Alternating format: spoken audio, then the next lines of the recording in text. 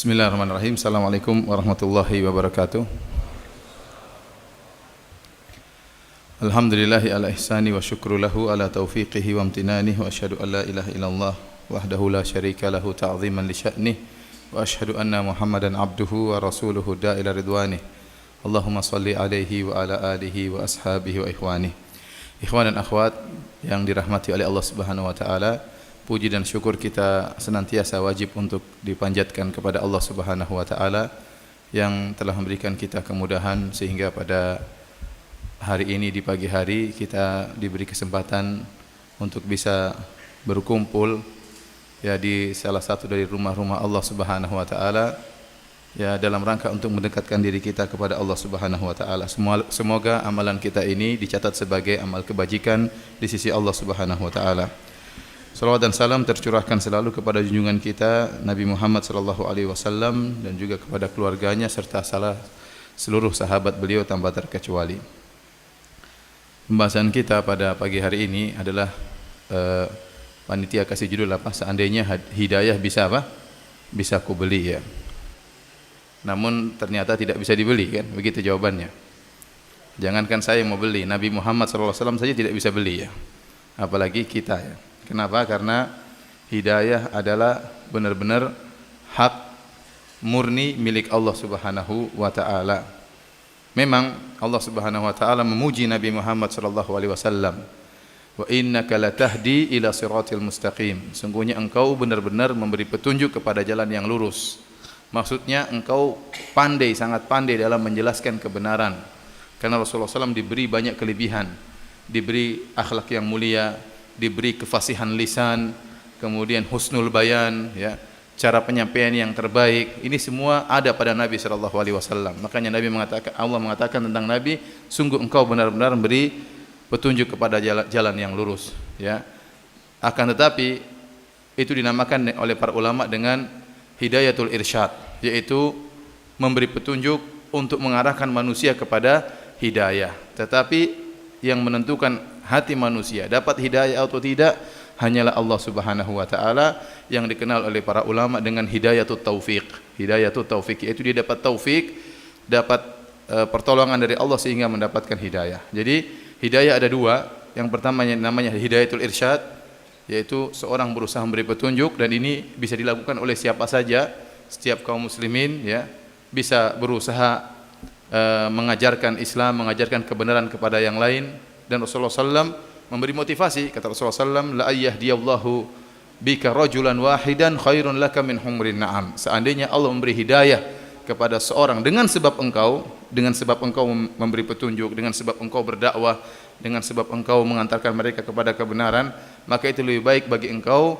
daripada onta merah. Ini dalil bahwasanya setiap orang disuruh berusaha untuk melakukan hidayatul irsyad, memberi petunjuk. Tetapi yang memberi taufik seorang hatinya mendapat hidayah atau tidak, itu hanyalah Allah Subhanahu wa taala, hanyalah Allah Subhanahu wa taala. Jadi hidayah dua, hidayatul irsyad dan hidayatut taufik. Hidayatut taufik itu hanya hak murni hak Allah Subhanahu wa taala. Dan terlalu banyak dalil akan hal ini ya. Allah Subhanahu wa taala berfirman misalnya, dzalika hudallahi yahdi bihi may yasha wa may yudlilillahu fama lahu min had.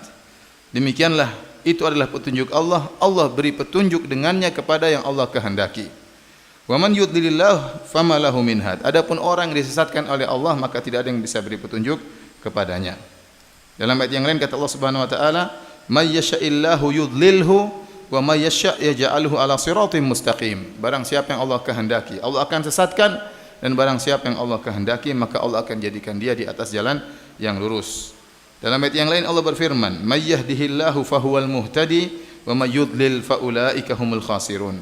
Barang siapa yang diberi petunjuk oleh Allah Subhanahu wa taala, maka dialah itu yang mendapatkan petunjuk. Dan barang siapa yang disesatkan oleh Allah Subhanahu wa taala, maka mereka adalah orang-orang yang merugi. Jadi benar-benar hidayah dari Allah Subhanahu wa taala. Bahkan seandainya sebab-sebab hidayah sudah terkumpulkan, para petunjuk hidayatul irsyad sudah terkumpulkan ya, segala sebab sudah terkumpulkan, namun kalau Allah tidak beri hidayah, maka tidak akan dapat hidayah. Seperti Allah berfirman dalam surat Al-An'am, kata Allah Subhanahu wa taala, walau annana nazzalna ilaihimul malaikata wa kallamahumul mauta wa hasyarna alaihim kulla syai'in qubulan ma kanu liyu'minu illa ayyasha Allah walakinna aktsarahum yajhalun. Kata Allah Subhanahu wa taala, kalau sekiranya kami turunkan malaikat kepada mereka dan orang-orang yang telah mati berbicara dengan mereka. Jadi Allah turunkan sebab hidayah, malaikat turun bertemu dengan mereka. Yang sudah mati nenek moyang mereka hidup lagi untuk ngomong mereka, ayo beriman, ayo beriman. Malaikat turun suruh beriman, apalagi kurang sebab hidayah.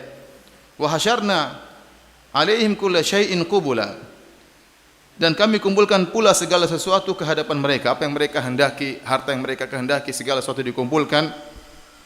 Kata Allah Subhanahu wa taala, ma kanu liyu'minu illa ayyasha Allah, mereka tidak bakalan beriman kecuali dengan kehendak Allah Subhanahu wa taala.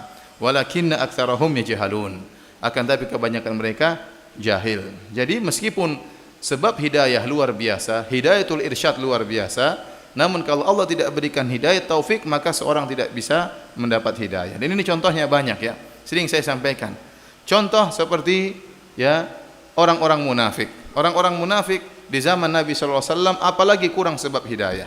Luar biasa, mereka tinggal bersama kaum muslimin. Mereka setiap hari berguru kepada Nabi Muhammad sallallahu alaihi wasallam. Jadi ustaz mereka Nabi Muhammad sallallahu alaihi wasallam. Mereka selalu ikut pengajian Nabi sallallahu alaihi wasallam. Mereka selalu salat berjamaah bersama kaum muslimin.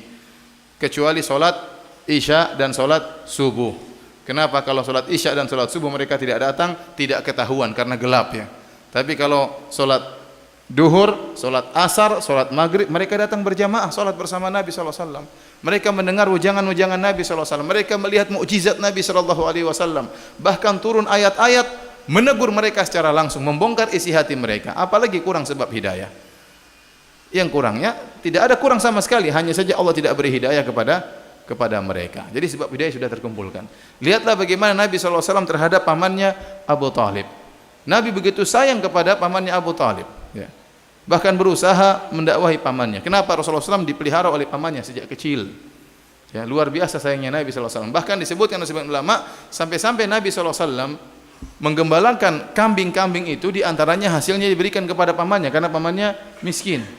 Kenapa Nabi SAW memelihara Ali bin Abi Thalib? Karena Abu Thalib miskin. Maka Rasulullah SAW mengatakan, biarkan anakmu Abu Thalib saya yang pelihara. Karena sayangnya dia kepada pamannya. Terus pamannya juga sangat sayang kepada Nabi SAW, sehingga rela membela mati-matian Nabi Muhammad SAW. Dan Rasulullah SAW terus mendakwahinya. Kita tahu bagaimana kalau kita sayang kepada seorang, seakan-akan Abu Thalib pengganti bapaknya. Gimana kalau kita sayang sama bapak kita? Ini Abu Thalib pengganti bapaknya Rasulullah SAW. Rasulullah SAW sangat sayang kepada Abu Thalib. Bahkan tatkala di akhir hayatnya Rasulullah SAW datang, qul ya ammik la ilaha illallah kalimatan uhaju laka biha indallah. Wahai pamanku, ucapkan la ilaha illallah, kalimat yang aku akan bela engkau di akhirat kelak. Tapi ada Abu Jahal waktu itu. Abu Jahal mengatakan, apa kau benci dengan agama bapakmu? Akhirnya Abu Thalib aba an yaqula la ilaha illallah, tidak mau mengucapkan la ilaha illallah. Meninggal dalam kondisi musyrik. Saking sayangnya Nabi sampai berkata, la astaghfiranna laka ma lam unha anka. Sungguh saya benar-benar akan mohon ampunan buat engkau wahai pamanku selama aku tidak dilarang. Tapi Allah tegur. Kata Allah, innaka la tahdi man ahbabta. Kau tidak bisa beri petunjuk kepada orang yang kau cintai. Padahal Nabi sangat cinta kepada Abu Thalib yang manzilahnya, kedudukannya seperti ayahnya sendiri. Kata Nabi, kata Allah, kau tidak akan bisa beri petunjuk kepada orang yang kau cintai. Nabi tidak bisa. Ya. Kemudian juga Allah Subhanahu wa taala melarang Nabi memohon ampunan bagi Abu Thalib. Kata Allah Subhanahu wa taala, "Ma kana lin-nabi walladzina amanu ay yastaghfiru lil musyrikin walau kanu uli qurba." Tidak pantas bagi nabi dan tidak pantas bagi orang yang beriman untuk mohon ampunan bagi orang-orang musyrikin meskipun karib kerabat. Ditegur Nabi sallallahu alaihi wasallam. Tidak bisa beri petunjuk kepada pamannya sendiri. Contoh Nabi Ibrahim alaihissalam. Nabi Ibrahim alaihissalam sebelum Rasulullah sallallahu alaihi wasallam sangat sayang kepada ayahnya. Bagaimana Allah sebutkan dalam Al-Quran, dia menyuruh bapaknya, mendakwahi bapaknya, ya abati lima ta'budu ma la yasma'u wa la yubsiru wa la yughni anka syai'a. Wahai ayahanda, dia menggunakan kalimat yang sangat halus, wahai ayahanda, kenapa engkau menyembah patung yang tidak bisa melihat, tidak bisa mendengar, tidak bisa memberi manfaat sama sekali? Ya, sampai ayahnya mengatakan araghibun anta an alihati ya Ibrahim fa illam tantahi la arjumannak. Wahai Ibrahim, kau benci dengan Tuhan saya, ya. Kalau kau tidak berhenti mendakwahiku, dakwah terus, ceramah terus. Kalau kau tidak berhenti ceramah, saya akan lempar engkau. Ya. Akan saya rajam engkau. Luar biasa. Bapaknya mengusir apa? Wahjurni maliya. Tinggalkan aku. Diusir oleh ayahnya sendiri. Tentunya Nabi Ibrahim alaihissalam sangat sedih. Sampai disebutkan dalam hadis, ya, bagaimana Nabi Ibrahim alaihissalam begitu sayang ayahnya, Allah pertemukan mereka di akhirat kelak. Bapaknya meninggal dalam kondisi kafir atau tidak? Dalam kondisi musyrik, ya. Anaknya Nabi, bapaknya tukang bikin Tuhan, ya. Anaknya siapa? Nabi Ibrahim, bapaknya punya pabrik apa? Pabrik Tuhan. Ketemu di akhirat. Allah sebutkan dalam Rasulullah SAW sebutkan dalam Sahih Al-Bukhari. Kata Rasulullah SAW, "Yalqa Ibrahimu abahu Azar." Tatkala dia hari kiamat kelak, Ibrahim bertemu dengan ayahnya Azar. Yaumal qiyamah, pada hari kiamat. Wa ala wajhi Azar qatratun ghabarah. Pada ayahnya, wajah ayahnya ada kehinaan, ya, menunjukkan apa? Hitam dan menyedihkan, yang menunjukkan dia orang kafir. Fayaqul lahu Ibrahim. Ibrahim berkata kepadanya, "Alam aqul laka la ta'sini?" Bukankah aku telah berkata kepada engkau, jangan kau bermaksiat kepadaku, jangan kau membangkang kepadaku? Fayaqulu abuhu, maka ayahnya Azar berkata, "Fal yauma la a'sik." Hari ini aku tidak akan membantah engkau lagi, wahai putraku. Fayaqulu Ibrahim berkata, "Ya Rabbi, innaka wa'adtani an la tukhziyani yauma yub'atsun." Ya Rabbku, bukankah kau telah berjanji kepadaku kau tidak akan menghinakan aku pada hari kiamat kelak. Dalam doa Nabi Ibrahim yang Allah abadikan dalam Al-Quran, Nabi Ibrahim berdoa, "Wala tukhzini yauma yub'atsun, yauma la yanfa'u malun wala banun." Jangan kau hinakan aku ya Allah pada hari di mana manusia dibangkitkan. Dan Allah mengabulkan doa Nabi Ibrahim. Makanya Nabi Ibrahim mengatakan, ya Allah, bukankah kau telah berjanji tidak akan menghinakan aku di hari kiamat kelak? Fa ayyu khizyin akhza min abil ab'ad. Ya. Bagaimana dan kehinaan apa yang lebih tinggi lagi daripada seperti ini? Ayahku apa namanya? Di neraka jahanam. Ini kehinaan apa yang lebih besar daripada ini? Jadi dia berusaha masih membela ayahnya. Maka Allah Subhanahu wa taala berkata, "Inni haramtul jannata 'alal kafirin." Aku telah haramkan surga bagi orang-orang kafir. Kemudian Allah berkata, "Ya Ibrahim, ma tahta rijlaik fayanzur." Lihatlah yang ada di bawah kedua kakimu. Nabi Ibrahim pun lihat, fa idza huwa bidhikhin mutalattikhin fayu'khadhu biqawamihi fayulqa finnar. Tiba-tiba ayahnya Azar tadi berubah bentuknya seperti hewan dzikh, itu seperti dhaba, semacam serigala kecil, semacam anjing bentuknya, dalam kondisi kotor, kemudian dilemparkan kakinya dilemparkan ke dalam neraka jahanam. Maksud saya, ini hadis riwayat Bukhari. Maksud saya Nabi Ibrahim begitu sayang kepada ayahnya. Namun dia tidak bisa beri hidayah kepada ayahnya. Lihat juga Nabi Nuh alaihissalam. Nabi Nuh alaihissalam begitu sayang kepada istri dan anaknya. Falabitha fihim alfa sanatin ila khamsina ama. Dan dia berdakwah pada kaumnya 1000 tahun kurang 50, itu 950 tahun. Dan dia berdakwah terus menerus. Kata Nabi Nuh, "Inni da'autu qaumi laila wa nahara." Ya Allah, aku dakwahi kaumku siang dan malam. Bukan dakwah cuma hari Minggu pagi saja, tidak ya. Tapi siang dan malam, siang berdakwah, malam berdakwah. Itu kaumnya dia dakwahi. Bagaimana lagi dengan orang yang dia cintai, istri dan anaknya? Yang dia tidur bersama istrinya, yang dia bekerja demi anaknya, tentu dia sangat sayang. Tetapi apakah Nabi Nuh bisa memberi hidayah kepada istri dan anaknya? Jawabannya tidak bisa. Sampai-sampai tatkala sudah turun hujan, kemudian sudah keluar air dari tanah, kemudian Nabi Nuh naik di atas perahunya, anaknya sedang berenang menyelamatkan diri dari banjir yang begitu besar. Maka Nabi Nuh berkata, "Ya bunayyarkam ma'ana wa la takum ma'al kafirin." Wahai putraku, ayo naik atas perahu bersama aku, jangan kau bersama orang kafir. Anaknya masih ngeyel. Qala sa'awi ila jabalin ya'simuni minal ma'. Saya akan pergi menuju gunung, ya, yang bisa menyelamatkan aku dari banjir ini, ya. Akhirnya anaknya pun tenggelam. Maka Nabi Nuh berdoa kepada Allah Subhanahu wa taala, "Inna bni min ahli wa inna wa'dakal haq." Ya Allah, anakku ya Allah, dia termasuk dari keluargaku. Selamatkan dia, ampunilah dia. Nabi Ibrahim berdoa karena sayang kepada anaknya, tidak berhasil memberi hidayah kepada anak yang sangat dia cintai. Sampai setelah anaknya sudah meninggal dalam kondisi kafir, dia masih berusaha, siapa tahu Allah mau memberikan ampunan kepada anaknya. Namun Allah tegur, "Innahu laisa min ahlika, innahu amalun ghairu salih, fala tas'alni ma laisa laka bi'ilm. Inni a'idzuka an takuna minal jahilin. Kata Allah, wahai Nuh, itu anakmu bukanlah keluargamu. Dia telah melakukan perbuatan yang tidak saleh, perbuatan kekufuran. Maka jangan kau minta kepadaku sesuatu yang kau tidak punya ilmu tentangnya. Aku menasihati engkau supaya engkau tidak termasuk dari orang-orang jahil. Ya, Allah tegur. Maksud saya ingin menjelaskan bagaimana begitu sayangnya Nabi Nuh kepada anaknya dan sudah berdakwah 950 tahun, itu pun tidak berhasil anaknya dapat hidayah. Jadi murni hidayah itu milik Allah Subhanahu wa taala. Makanya kalau kita bilang tadi, ya, kalau seandainya hidayah kita bisa beli, kalau kita bisa beli, kita akan beli. Kita belikan, kita bagikan kepada orang-orang yang sangat kita sayangi. Ya. Tetapi kenyataannya tidak bisa dibeli. Uang para nabi tidak bisa beli hidayah buat orang-orang yang mereka yang sangat sayangi. Nabi Muhammad sangat sayang kepada Abu Thalib, bahkan seperti bapaknya sendiri, tidak bisa dapat hidayah.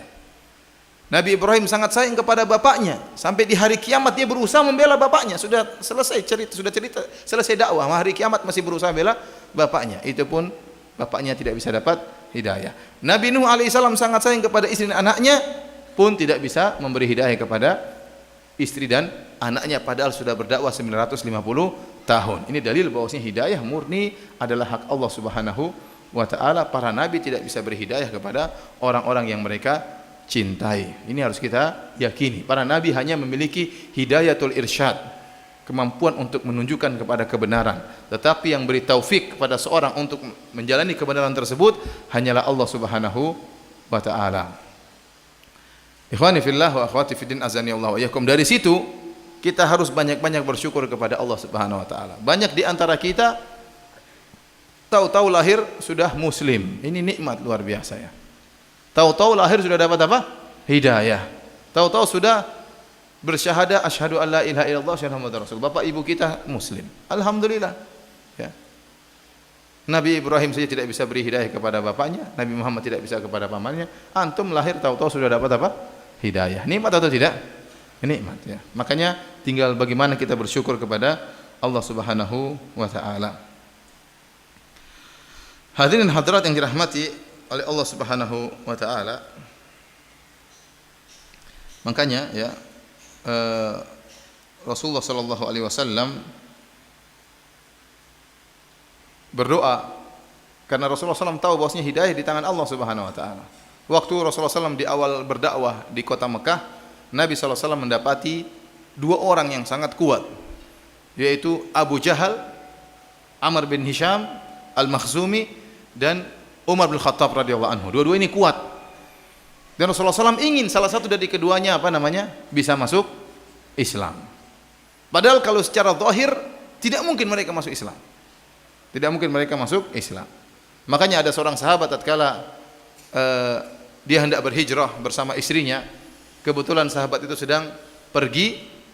Tahu-tahu Umar datang bertanya kepada istrinya, "Hendak kemana kalian?" Maka istrinya berkata, "Kami akan berhijrah meninggalkan kota Mekah. Kalian telah membuat kesulitan bagi kami, kalian telah menindas kami, kalian telah begini. Kita mau cari jalan keluar, maka kami ingin berhijrah." Tahu-tahu Umar berkata, "Ya, semoga Allah memberi keselamatan kepada kalian." Oh, dia heran ini. Kok Umar yang jahat, yang kasar, yang kafir kok doain kebaikan bagi kami? Akhirnya Umar pun pergi, datang suaminya. Suaminya bertanya, "Ada apa?" "Tadi saya lihat Umar. Kalau kau lihat Umar bagaimana lembutnya hatinya." Kata suaminya, "Kau ingin Umar masuk Islam?" "Iya." "Tidak mungkin. Sampai himarnya masuk Islam baru dia bisa masuk Islam." Kalau himarnya masuk Islam baru si Umar bisa masuk apa? Islam. Saking sahabat ini tidak kebayang bagi dia Umar bisa masuk Islam. Bagaimana kebayang kalau masuk Islam sedangkan dia menyiksa para sahabat, ya, kerasnya kepada para sahabat. Tapi Rasulullah SAW berdoa. Dalam hadis diriwayatkan oleh Imam Ahmad dan Tirmidzi, Rasulullah SAW berdoa, "Allahumma a'izzal Islam bi Abi Jahal bin Hisham atau bi Umar bin Khattab." Ya Allah, kuatkanlah Islam dengan Abu Jahal atau dengan Umar, salah satunya. Ya, Rasulullah SAW berharap. Rasulullah SAW tahu meskipun secara zahir mustahil, tidak mungkin, dua-duanya kenceng, dua-duanya jahat, tapi Rasulullah SAW tahu hidayah di tangan siapa?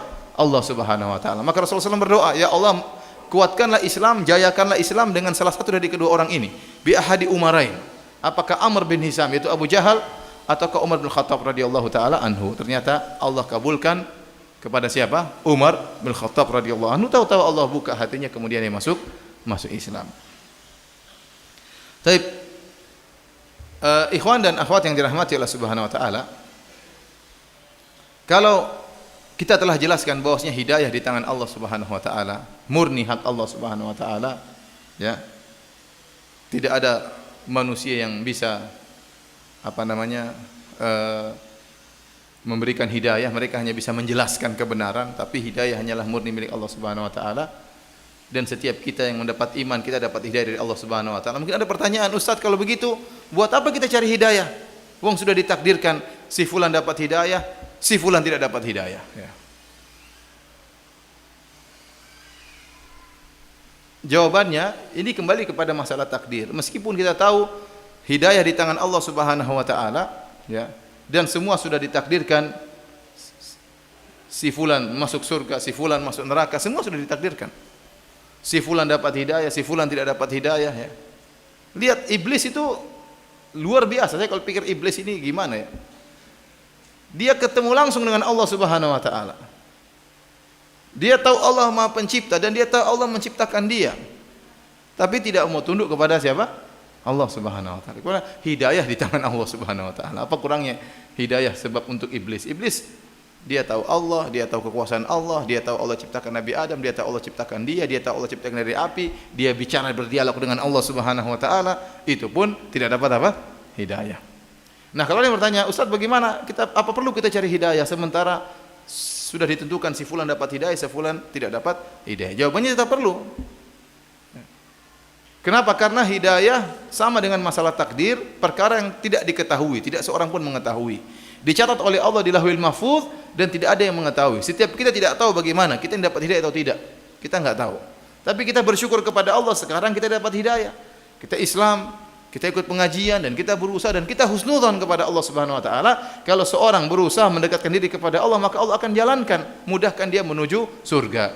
Kata para sahabat waktu bertanya kepada Nabi SAW, falimal amal, ya Rasulullah, kalau semua sudah ditakdirkan, ada yang masuk neraka, mau surga, buat apa kita beramal? Rasulullah SAW mengatakan, i'malu fakullun muyassarun lima khuliqalahu. Beramallah kalian, masing-masing akan diarahkan, dimudahkan menuju takdirnya. Ya, kalau kita tahu bahwasanya Allah akan memudahkan seorang yang berbuat baik menuju surga, maka berbuat baiklah. Jangan berbuat maksiat. Dan kita husnudzon kalau kita berusaha, Allah Maha Adil, Allah Maha Baik. Kalau Allah tahu kita berusaha, Allah akan mudahkan jalan kita. Kalau kita bersalah, kita bertobat kepada Allah Subhanahu wa taala. Jadi tetap berusaha.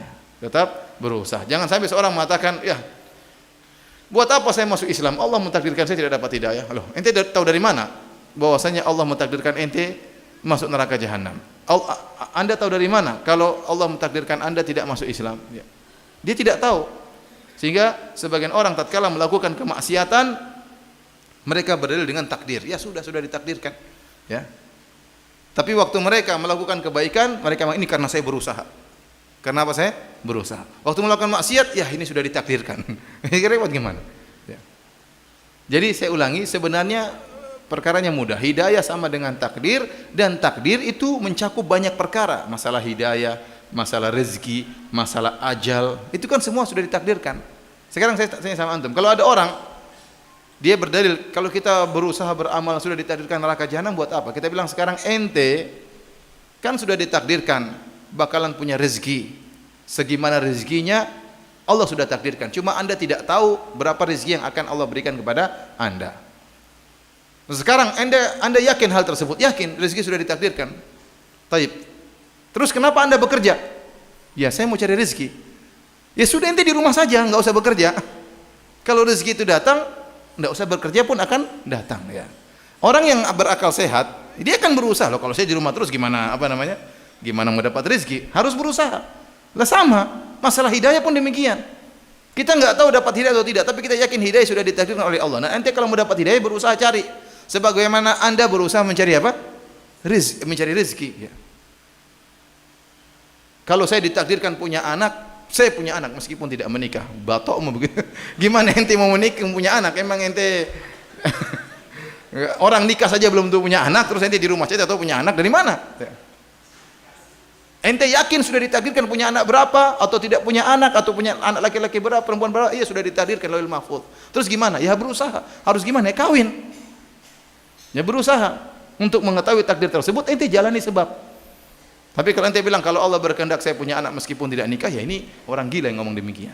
Ya, benar enggak? Makanya meskipun kita tidak tahu, meskipun sudah ditakdirkan kita surga atau neraka, tapi kita berusaha. Ente mau cari surga, berusaha beramal soleh. Ente mau cari makan, kerja, begitu. Sekarang ajal sudah ditentukan atau tidak? Sudah ditentukan. Nah kalau ente sakit, ente ke dokter atau tidak? Enggak, kalau Allah mentakdirkan saya berumur panjang, meskipun tidak berobat saya akan berumur panjang. Iya, tapi itu mati konyol namanya seperti itu. Ente berusaha. Sama. Jadi maksud saya masalah hidayah, masalah surga neraka, masalah rizki, masalah ajal, ini semua dalam koridor takdir. Ya seorang berusaha dia akan mendapatkan apa? Hasilnya. Tidak berusaha juga mendapatkan hasilnya tidak dapat ya. Tapi ada, saya sering sampaikan kisah ini, namanya apa namanya? Hanya ilustrasi tentang seorang yang dia ingin buktikan bahwasanya meskipun dia tidak berusaha maka rezeki akan sampai kepada dia. Dia tidak mau berusaha. Pokoknya saya mau di rumah saja. Ya. Maka suatu hari ada pembagian makanan dibagi oleh misalnya kepala kampung. Ini ada pembagian jatah makanan kepada kepala-kepala keluarga. Maka hendaknya kalian berkumpul pada hari ini akan ngantri baris dikasih makanan. Kata dia, saya tidak mau ikut kumpul. Kalau saya ikut kumpul berarti saya berusaha. Saya yakin itu rezeki akan sampai kepada saya meskipun saya tidak ngumpul. Akhirnya dia di rumah saja tidak mau kumpul. Benar dipanggil si fulan. Loh, kok satu orang ini enggak ada di mana dia? Si fulan dipanggil namanya. Oh, kalau saya jawab berarti saya berusaha. Saya tidak mau berusaha. Masih di rumah saja. Akhirnya betul ya, kepala kampungnya bilang, "Oh, coba cek di rumahnya itu bawa." Kan datang sendiri rezekinya. Akhirnya ada petugasnya bawa ke rumahnya. Nah, ini. Benar kan saya tidak usah berusaha, rezeki akan apa? Datang. Akhirnya ketuk-ketuk, "Fulan." Kalau saya jawab iya berarti saya berusaha. Saya enggak mau jawab. Saya enggak mau jawab. Kalau saya jawab berarti saya berusaha. Akhirnya fulan. Aduh, gimana ya? Udah kita kasih orang saja. Dia dengar dulu. Fulan. Oh, iya. Oh, ada orangnya. Berarti itu juga berusaha ya. Jadi mau saya ini ilustrasi saja. Maksudnya namanya orang mau cari rezeki harus ada usaha. Benar terkadang orang tidak berusaha datang rezeki. Itu benar kadang-kadang seperti itu. Tapi itu kan di luar daripada sunnatullah, itu karunia Allah berikan tiba-tiba. Ya. Tapi orang berusaha untuk berusaha meskipun sedikit. Makanya kata Nabi SAW, "Lau annakum tatawakkaluna haqqa tawakkulih." Ya. Kalau kalian benar-benar bertawakal dengan tawakal yang sungguhnya, maka Allah akan berikan kalian rezeki kama yarzuqut thair, sebagaimana Allah berikan rezeki kepada burung. Taksdu himasan wa taruhu bitana. Pergi dalam kondisi perut kosong dan balik dalam kondisi perut sudah kenyang. Jadi burung berusaha. Nah, maksudnya sebagian ulama seperti Ibnu Rajab Al-Hambali mengatakan, Anda harus berusaha meskipun sedikit, tapi tawakalnya dibenerin. Dengan tawakal yang dibenerin, tawakal yang hebat, usaha sedikit maka rezeki lebih banyak daripada usaha yang Anda usahakan. Artinya rezeki tersebut tidak berbanding dengan usaha Anda. Usaha Anda sedikit tahu-tahu, tapi tawakal Anda mantap ya. Harus dimantapkan dulu tawakal, yakin rezeki dari Allah, berusaha. Meskipun usahanya tidak seberapa, Allah akan berikan rezeki lebih daripada yang kita bayangkan ya. Tinggal tawakalnya kita perbaiki. Jadi demikianlah perkara hidayah ya. Semuanya harus dicari, sebagaimana rezeki dicari, sebagaimana kesehatan dicari, meskipun kita yakin ajal kita sudah ditentukan ya. Maka hidayah pun harus dicari. Tidak ada bedanya antara hidayah dengan surga dan neraka, dengan rezeki, dengan ajal, dengan kesehatan. Ini satu bab, masalah takdir. Orang yang ingin mendapatkannya harus berusaha. Ikhwan dan akhwat yang dirahmati oleh Allah Subhanahu wa taala, ya.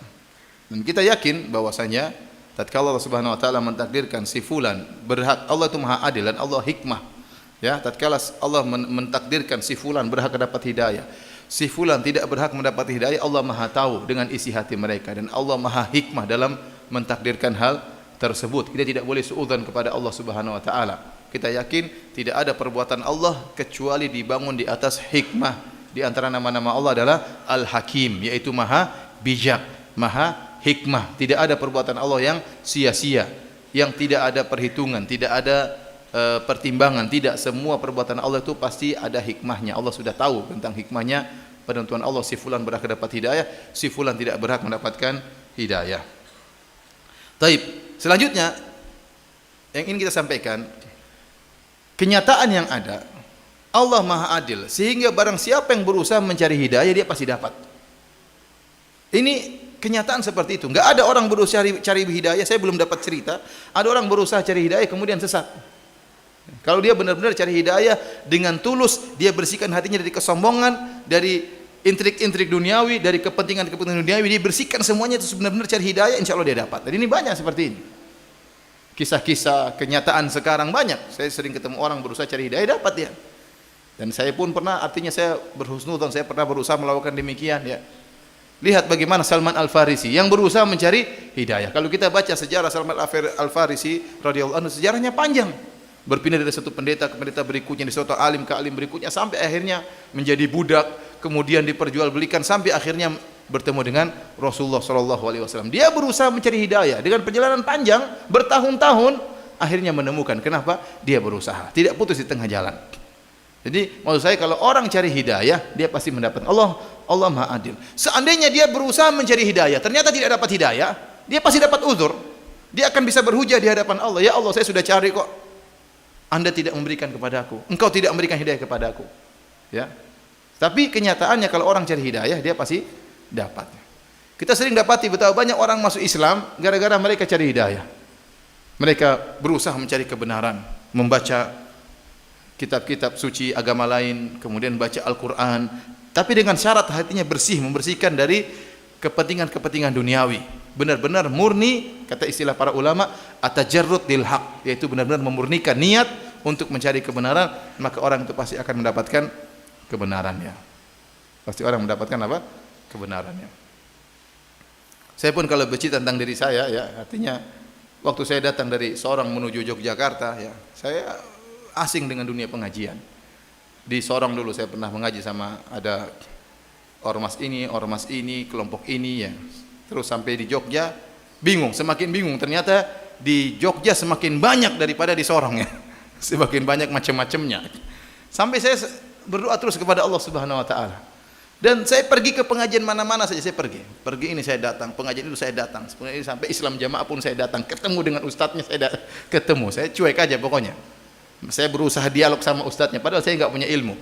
Tapi saya tidak peduli, pokoknya saya berusaha mendatangi yang dibilang sesat, nggak sesat, saya berusaha. Saya ingin buktikan kepada Allah saya telah berusaha. Saya buktikan kepada Allah saya telah berusaha. Qadarullah, alhamdulillah ya. Saya berdoa, kemudian saya sholat malam minta kepada Allah Subhanahu wa taala. Tahu-tahu Allah mengiring saya kepada apa? Sunnah Nabi sallallahu alaihi wasallam. Tahu-tahu saya ketemu dengan dai yang menyuruh kepada sunnah. Meskipun waktu itu saya sempat ketemu orang-orang yang tidak suka dengan sunnah dan benar-benar menjelek-jelekan itu dai-dai seperti itu. Benar-benar saya terpengaruh awalnya. Tapi doa tidak saya berhentikan. Saya terus berdoa kepada Allah. Kalau memang saya terakhirnya di sini, ya Allah, saya punya hujah. Saya sudah berdoa dan saya sudah berusaha, kau tidak bisa menyalahkan saya. Maka saya berusaha dan berusaha. Alhamdulillah, tahu-tahu saya digiring kepada dai-dai yang menyuruh kepada sunnah Nabi SAW. Padahal begitu banyak cercaan yang saya dengar dan saya sudah hampir condong untuk menjauhi mereka. Ya. Saya masih ingat waktu di Jogja, ya, ada pengajian Ustadz Sunnah. Saya datang dan saya debat itu Ustadz. Saya tidak ingin sebutkan namanya, tapi Ustadz itu terkenal. Ya. Saya debat itu Ustadz tidak bisa jawab waktu itu. Saya masih ingat. Tuh, katanya mati kok tidak bisa jawab. Saya masih ingat itu. Karena saya baca buku-buku banyak, buku-buku saya beli buku agama saya baca dan saya debat. Maka saya semakin yakin ini salah. Tapi saya tidak berhenti, terus berdoa agar Allah tunjukkan. Qadarullah, tahu-tahu Allah mengatur tiba-tiba.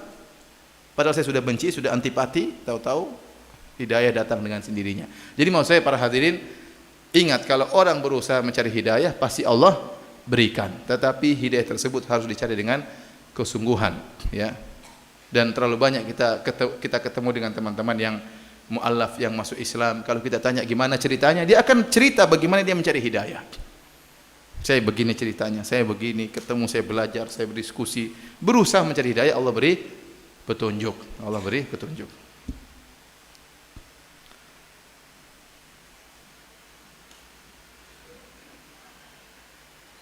Namun sebagaimana saya katakan, hidayah di tangan Allah Subhanahu wa taala, ya. Ya, terkadang orang yang tadi tidak cari hidayah pun Allah kasih hidayah. Terkadang orang yang tidak cari hidayah pun Allah kasih apa? Hidayah. Karena Allah mungkin doa orang tuanya, mungkin doa kakeknya, kita nggak tahu. Tapi pasti ada sebab. Cuma kalau kita tinjau dari dirinya, terkadang tidak ada sebab, ya.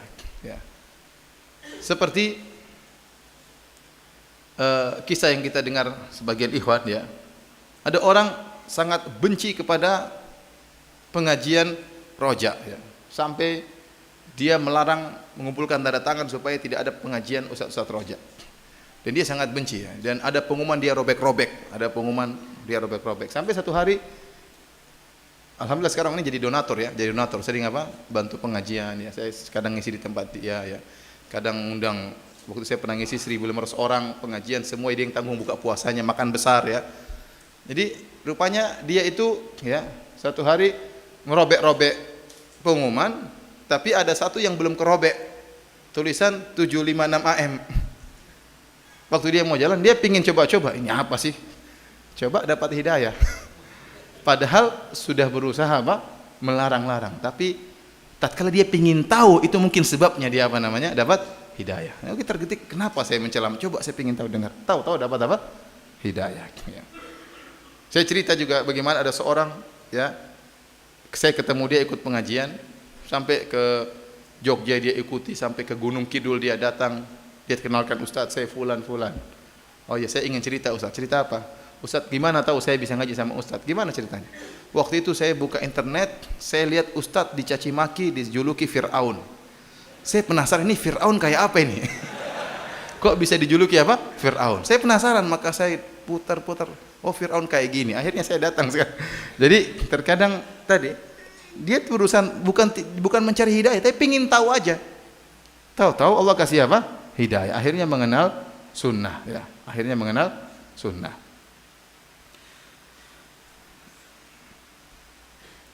Taib, hadirin hadirat yang dirahmati Allah Subhanahu wa taala, kita ingat juga kisah siapa? Dimat Al-Azdi. Dimat Al-Azdi dalam Sahih Muslim masuk Islam kenapa? Gara-gara ingin menyembuhkan Nabi. Niatnya baik. Nabi SAW dituduh sebagai majnun, orang gila. Saking seringnya dia dengar Muhammad ini orang gila, dia berniat baik. Dia cari itu Nabi Muhammad di Mekah, pingin tahu mana Muhammad yang gila tersebut. Kok terkenal sekali orang gila ini? Saya ingin menyembuhkan dia. Akhirnya ketemu dengan Rasulullah. Dia mengatakan, Muhammad, saya dengar Anda gila ya. Saya ini bisa menyembuhkan orang gila. Maukah saya sembuhkan Anda ya? Subhanallah. Ini luar biasa ya. Jadi saya tidak bayangkan kalau ada orang datang kepada saya, Firanda, saya dengar kamu gila Firanda. Itu perasaan yang sangat menyedihkan ya.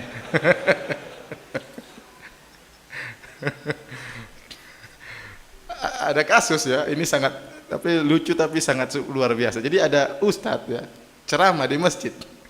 Ceramah menarik, tahu-tahu datang orang gila masuk, benar-benar gila. Sekarang yang datang orang gila. Orang gila itu pintar, dia ngejek ustadz. Dia bilang Ustadz, kalau antum mau cari uang jangan di masjid.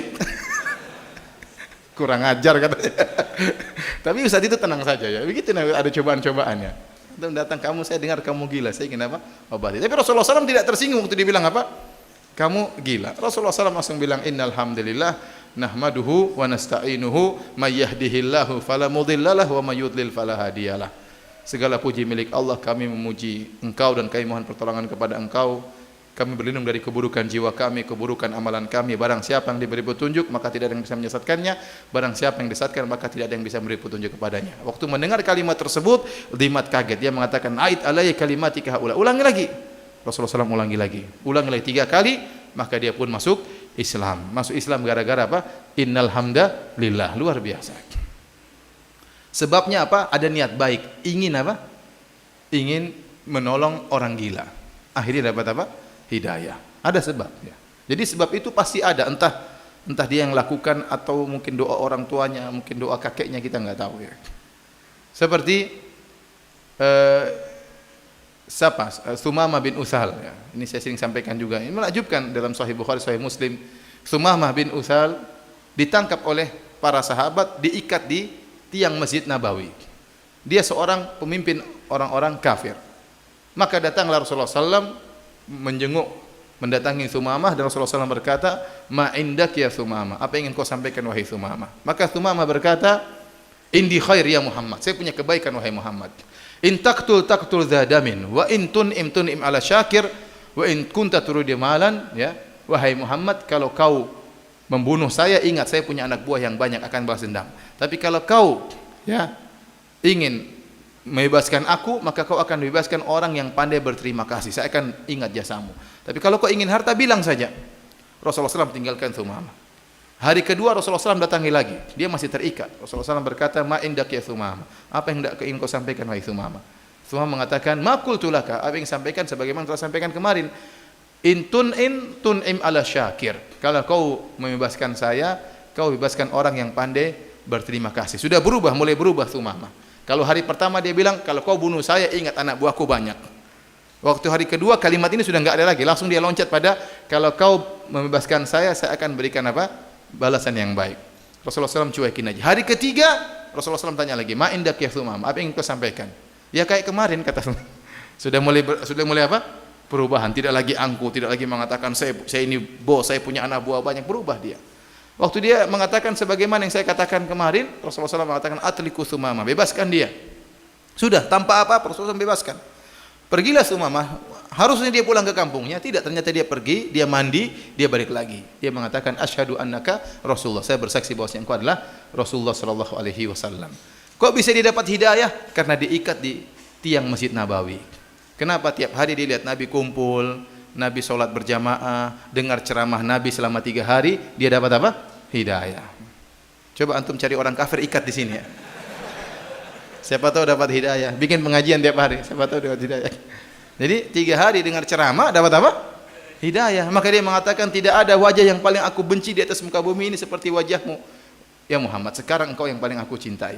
Tidak ada ya negeri yang paling aku benci seperti negerimu. Sekarang negerimu yaitu kota Madinah adalah kota yang paling aku cintai. Dapat hidayah dengan begitu mudah. Jadi benar-benar hidayah mau saya murni dari Allah Subhanahu wa ta'ala ya, dan seorang berusaha untuk mencari hidayah tersebut, dan barang siapa yang mencari dia pasti akan mendapatkannya. Taib ikhwani fillah wa fiddin azani Allahu ayyakum. Kita akan bahas tentang sebab-sebab yang bisa menghalangi seorang dapat hidayah. Apa sebab-sebab orang akhirnya tidak bisa dapat hidayah? Di antara sebab utama seorang tidak bisa dapat hidayah karena kejahilan. Karena kejahilan. Sehingga dia tidak bisa memiliki tasawur, memiliki gambaran yang benar tentang Islam. Tidak memiliki gambaran yang benar tentang apa? Sunnah. Dan ini banyak orang tidak dapat hidayah sunnah gara-gara punya gambaran yang salah tentang dakwah sunnah. Apalagi ahlul bidah, orang-orang yang hasad, sering memberi gambaran-gambaran yang buruk tentang dakwah sunnah ya, yang sering kita dengar ya. Dikatakan bahwasanya orang-orang yang berdakwah sunnah itu, orang-orang salaf itu suka mengkafirkan ya. Ya, seperti itu, suka menumpahkan darah. Dan saya sampaikan sampai ada buku judulnya Sejarah Berdarah Sekte Wahabi, menggambarkan bahwasanya orang-orang yang berdakwah sunnah itu seakan-akan suka menumpahkan darah, suka membunuh dan macam-macamnya, suka mengkafirkan. Padahal ini tidak benar. Kita lihat mana pengajian-pengajian kita yang kita suka mengkafir-kafirkan. Tidak ada. Saya tidak pernah dengar ustadz ya sunnah suka mengkafir-kafirkan. Tidak ada ya. Kecuali kalau suatu kekufuran disebut ini kekufuran, tapi mengkafir-kafirkan, apalagi mengkafir-kafirkan misalnya ormas-ormas, mengkafir-kafirkan aliran-aliran mana, saya enggak pernah dengar dari para ustaz. Itu hanyalah tuduhan. Adapun kita menyebutkan kesalahan mereka, itu dari bukti kita ini baik, kita ingin kebaikan bagi mereka, maka kita kritiki, enggak jadi masalah kan kita mengkritiki saudara. Adapun mengkafirkan ini tidak pernah kita lakukan. Apalagi sampai membunuh, menumpahkan darah. Ini tidak benar ya, tidak benar ya. Sebagai bukti nyata adalah kerajaan Arab Saudi. Ini sering sampaikan. Arab Saudi luar biasa bagaimana bantuan mereka kepada negeri-negeri kaum muslimin yang lain. Tanpa membedakan ini negeri sunnah atau bukan. Semuanya dibantu oleh pemerintah Arab Saudi. Oleh karenanya ada istilah pepatah Arab, an-nasu a'da'un lima jahilu. Orang-orang itu adalah memusuhi apa yang dia tidak ketahui ya. Karena dia tidak tahu tentang hakikat dakwah sunnah, dakwah yang penuh rahmat, dakwah yang penuh hikmah, dakwah yang mendatangkan ketenangan, dakwah yang menyuruh kepada tauhid ya, memurnikan ajaran Islam ya, maka mereka tidak, karena ketidaktahuan gambaran yang benar, mereka benci kepada dakwah sunnah karena suudzon yang mereka dapatkan dari berita-berita yang tidak benar. Ini sekarang apalagi ya, saya kemarin ke Bali ya, ketemu dengan sebagian ikhwan cerita ya, tantenya murtad ya. Bukan tantenya, ibu omnya. Jadi ibu omnya murtad, sementara omnya ini masuk Islam. Waktu omnya masuk Islam, setiap pagi wajahnya basah, dia sholat subuh. Ibunya mulai curiga, kamu kok setiap pagi wajahmu basah? Sholat subuh maksudnya kan? Kamu masuk Islam ya? Omnya diam-diam aja. Kamu jangan masuk Islam tuh, tukang bom sana, tukang bunuh-bunuh. Jadi repot. Akhirnya ada orang tidak mau masuk Islam gara-gara gambaran tentang Islam yang salah. Bahwasanya Islam itu apa? Suka membunuh, suka mengebom, ya. Dan ini sangat merusak citra Islam. Nabi SAW dahulu berusaha menjaga citra Islam. Dahulu di zaman Nabi ada orang-orang munafik dan mencela Nabi, mencaci maki Nabi, menuduh Nabi yang tidak-tidak, ya. Sampai sebagian sahabat jengkel. Kata sebagian sahabat, "Ya Rasulullah, da'ni adrib unuq hadzal rajul." Ya Rasulullah, biarin saya bunuh orang munafik ini. Ya, kenapa dia mencela Nabi? Dia mengatakan, contohnya dia mengatakan, "Ya Muhammad, adilah engkau." Ya, bagaimana Nabi tidak adil? Ini utusan Allah kok tidak adil? Nabi mengatakan, "Faman ya'dil illa ma adil." Kalau saya tidak adil, terus siapa yang mau adil? Saya ini utusan Allah Subhanahu wa taala. Jadi mencela Nabi sallallahu alaihi wasallam. Tapi Rasulullah SAW mengatakan, "Jangan. La yaqulun nas anna Muhammadan qatala ashabahu." Jangan sampai orang-orang dibilang Muhammad membunuh apa? Sahabat-sahabatnya. Jadi Rasulullah SAW berusaha menjaga citra Islam. Jangan sampai Muhammad dituduh membunuh apa? Sahabatnya. Ini orang munafik, orang kafir, tapi KTP mereka apa? Islam. Saya ulangi, orang-orang munafik di zaman Nabi, mereka itu orang kafir. Hati mereka kafir, namun penampilannya Islam. Namun mereka sebenarnya orang kafir. Namun Nabi dan orang kafir boleh untuk dibunuh karena mereka mencela Nabi, mencaci Nabi dan murtad keluar daripada Islam. Namun Rasulullah SAW tidak membunuh mereka.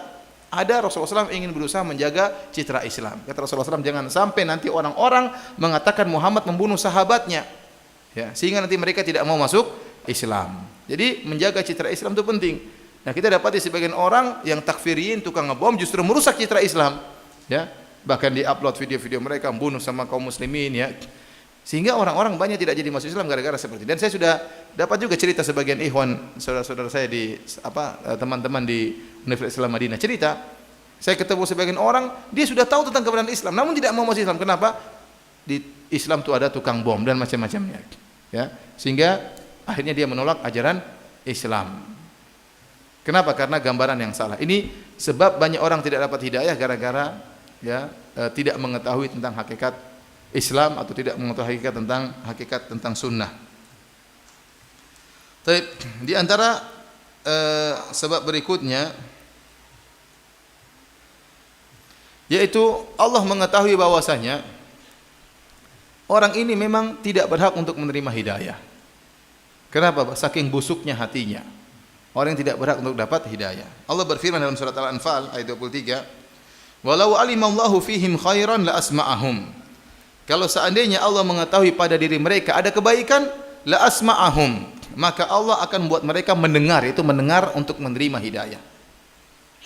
Tapi Allah menjadikan mereka tidak mau mendengar. Ini orang musyrikin. Kenapa? Karena Allah tahu dalam diri mereka ada keburukan. Oleh karenanya banyak orang tidak dapat hidayah karena bukan masalah ini benar atau tidak, tapi karena hati yang tidak mau terima, hatinya buruk, ya, hatinya buruk, sehingga dia tidak berhak untuk mendapatkan apa? Hidayah, meskipun dia tahu itu kebenaran. Ya, makanya tadi Allah mengatakan, walau alimallahu fihim khairan, kalau Allah tahu bahwasanya hati-hati mereka itu baik, la asma'ahum, Allah akan buat mereka mau mendengar tentang kebenaran. Tapi mereka sudah dengar ayat Allah, namun mereka mendengar dengan pendengaran seperti orang yang tuli, tidak bisa menerima hidayah dari mendengar ayat-ayat Allah tersebut. Jadi ikhwan, masalahnya masalah hati. Anda kalau berusaha cari hidayah dengan hati yang murni, benar-benar ingin mencari kebenaran tanpa ada tendensi-tendensi duniawi, maka Anda akan dapat hidayah. Tapi kalau ada tendensi duniawi, ada kepentingan duniawi, maka akan sulit untuk mendapatkan hidayah. Di antara sebab terhalangnya seorang dari hidayah karena hasad dan sombong. Ya, hasad dan sombong. Seperti orang-orang Yahudi. Mereka tidak dapat hidayah, kenapa? Karena mereka hasad padahal mereka tahu kebenaran.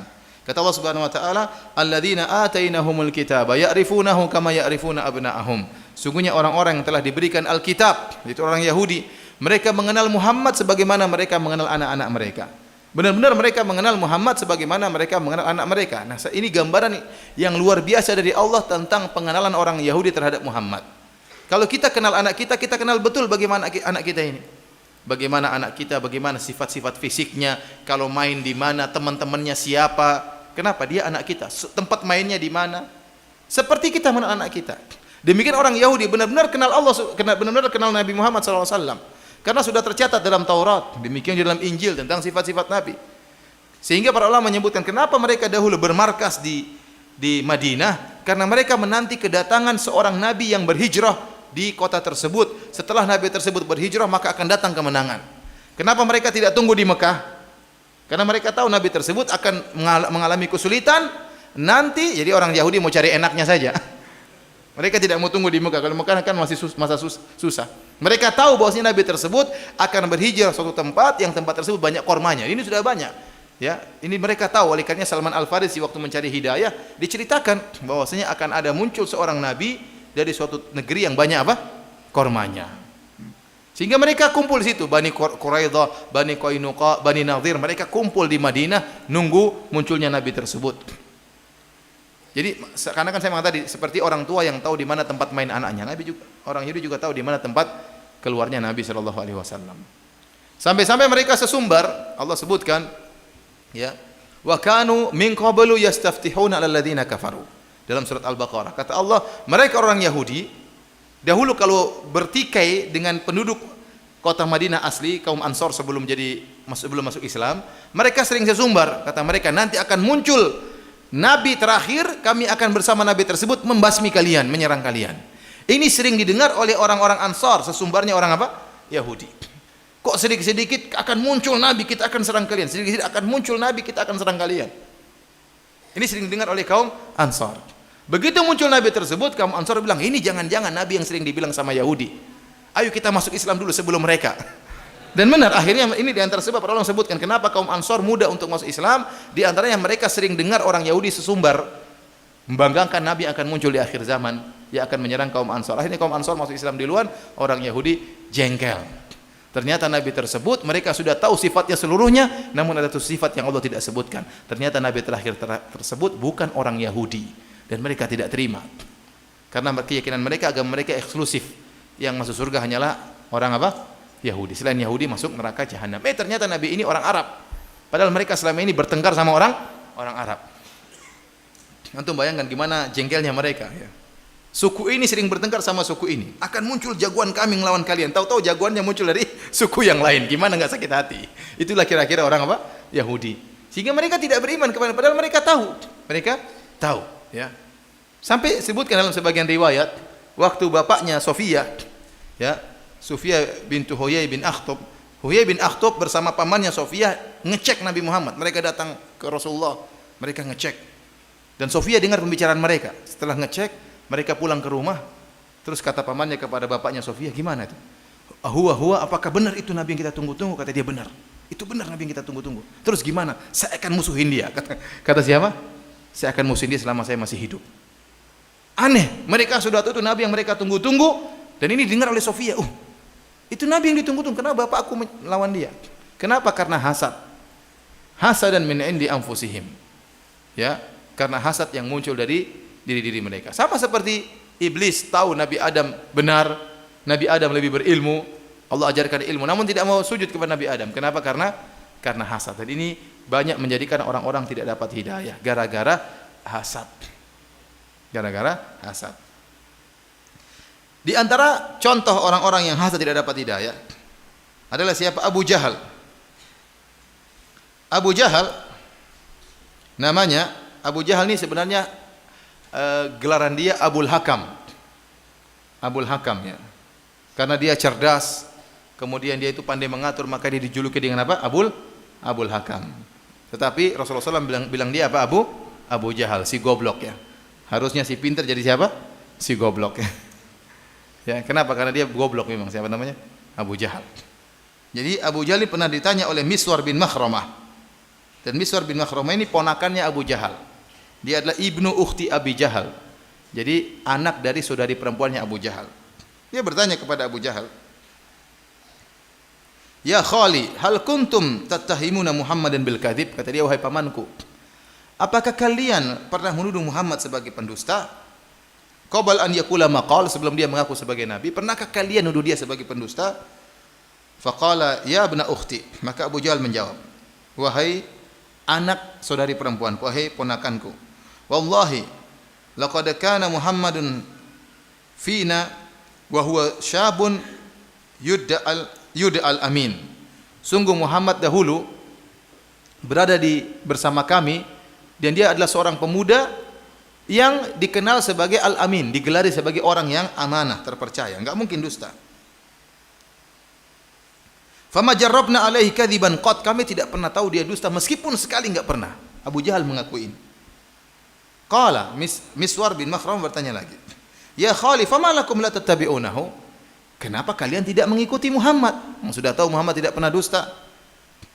Qala ya ibna ukhti, maka Abu Jahal menjawab, "Wahai ponakanku, tanaza'na nahnu wa Banu Hashim asy-Syaraf." Kami Banu Makhzum, jadi Banu Makhzum kabilahnya Abu Jahal dengan Banu Hashim kabilahnya Nabi Muhammad SAW ini sering berlomba-lomba untuk menunjukkan kemuliaan, dan Abu Jahal mengakui, tanaza'na nahnu wa Banu Hashim asy-Syarafa.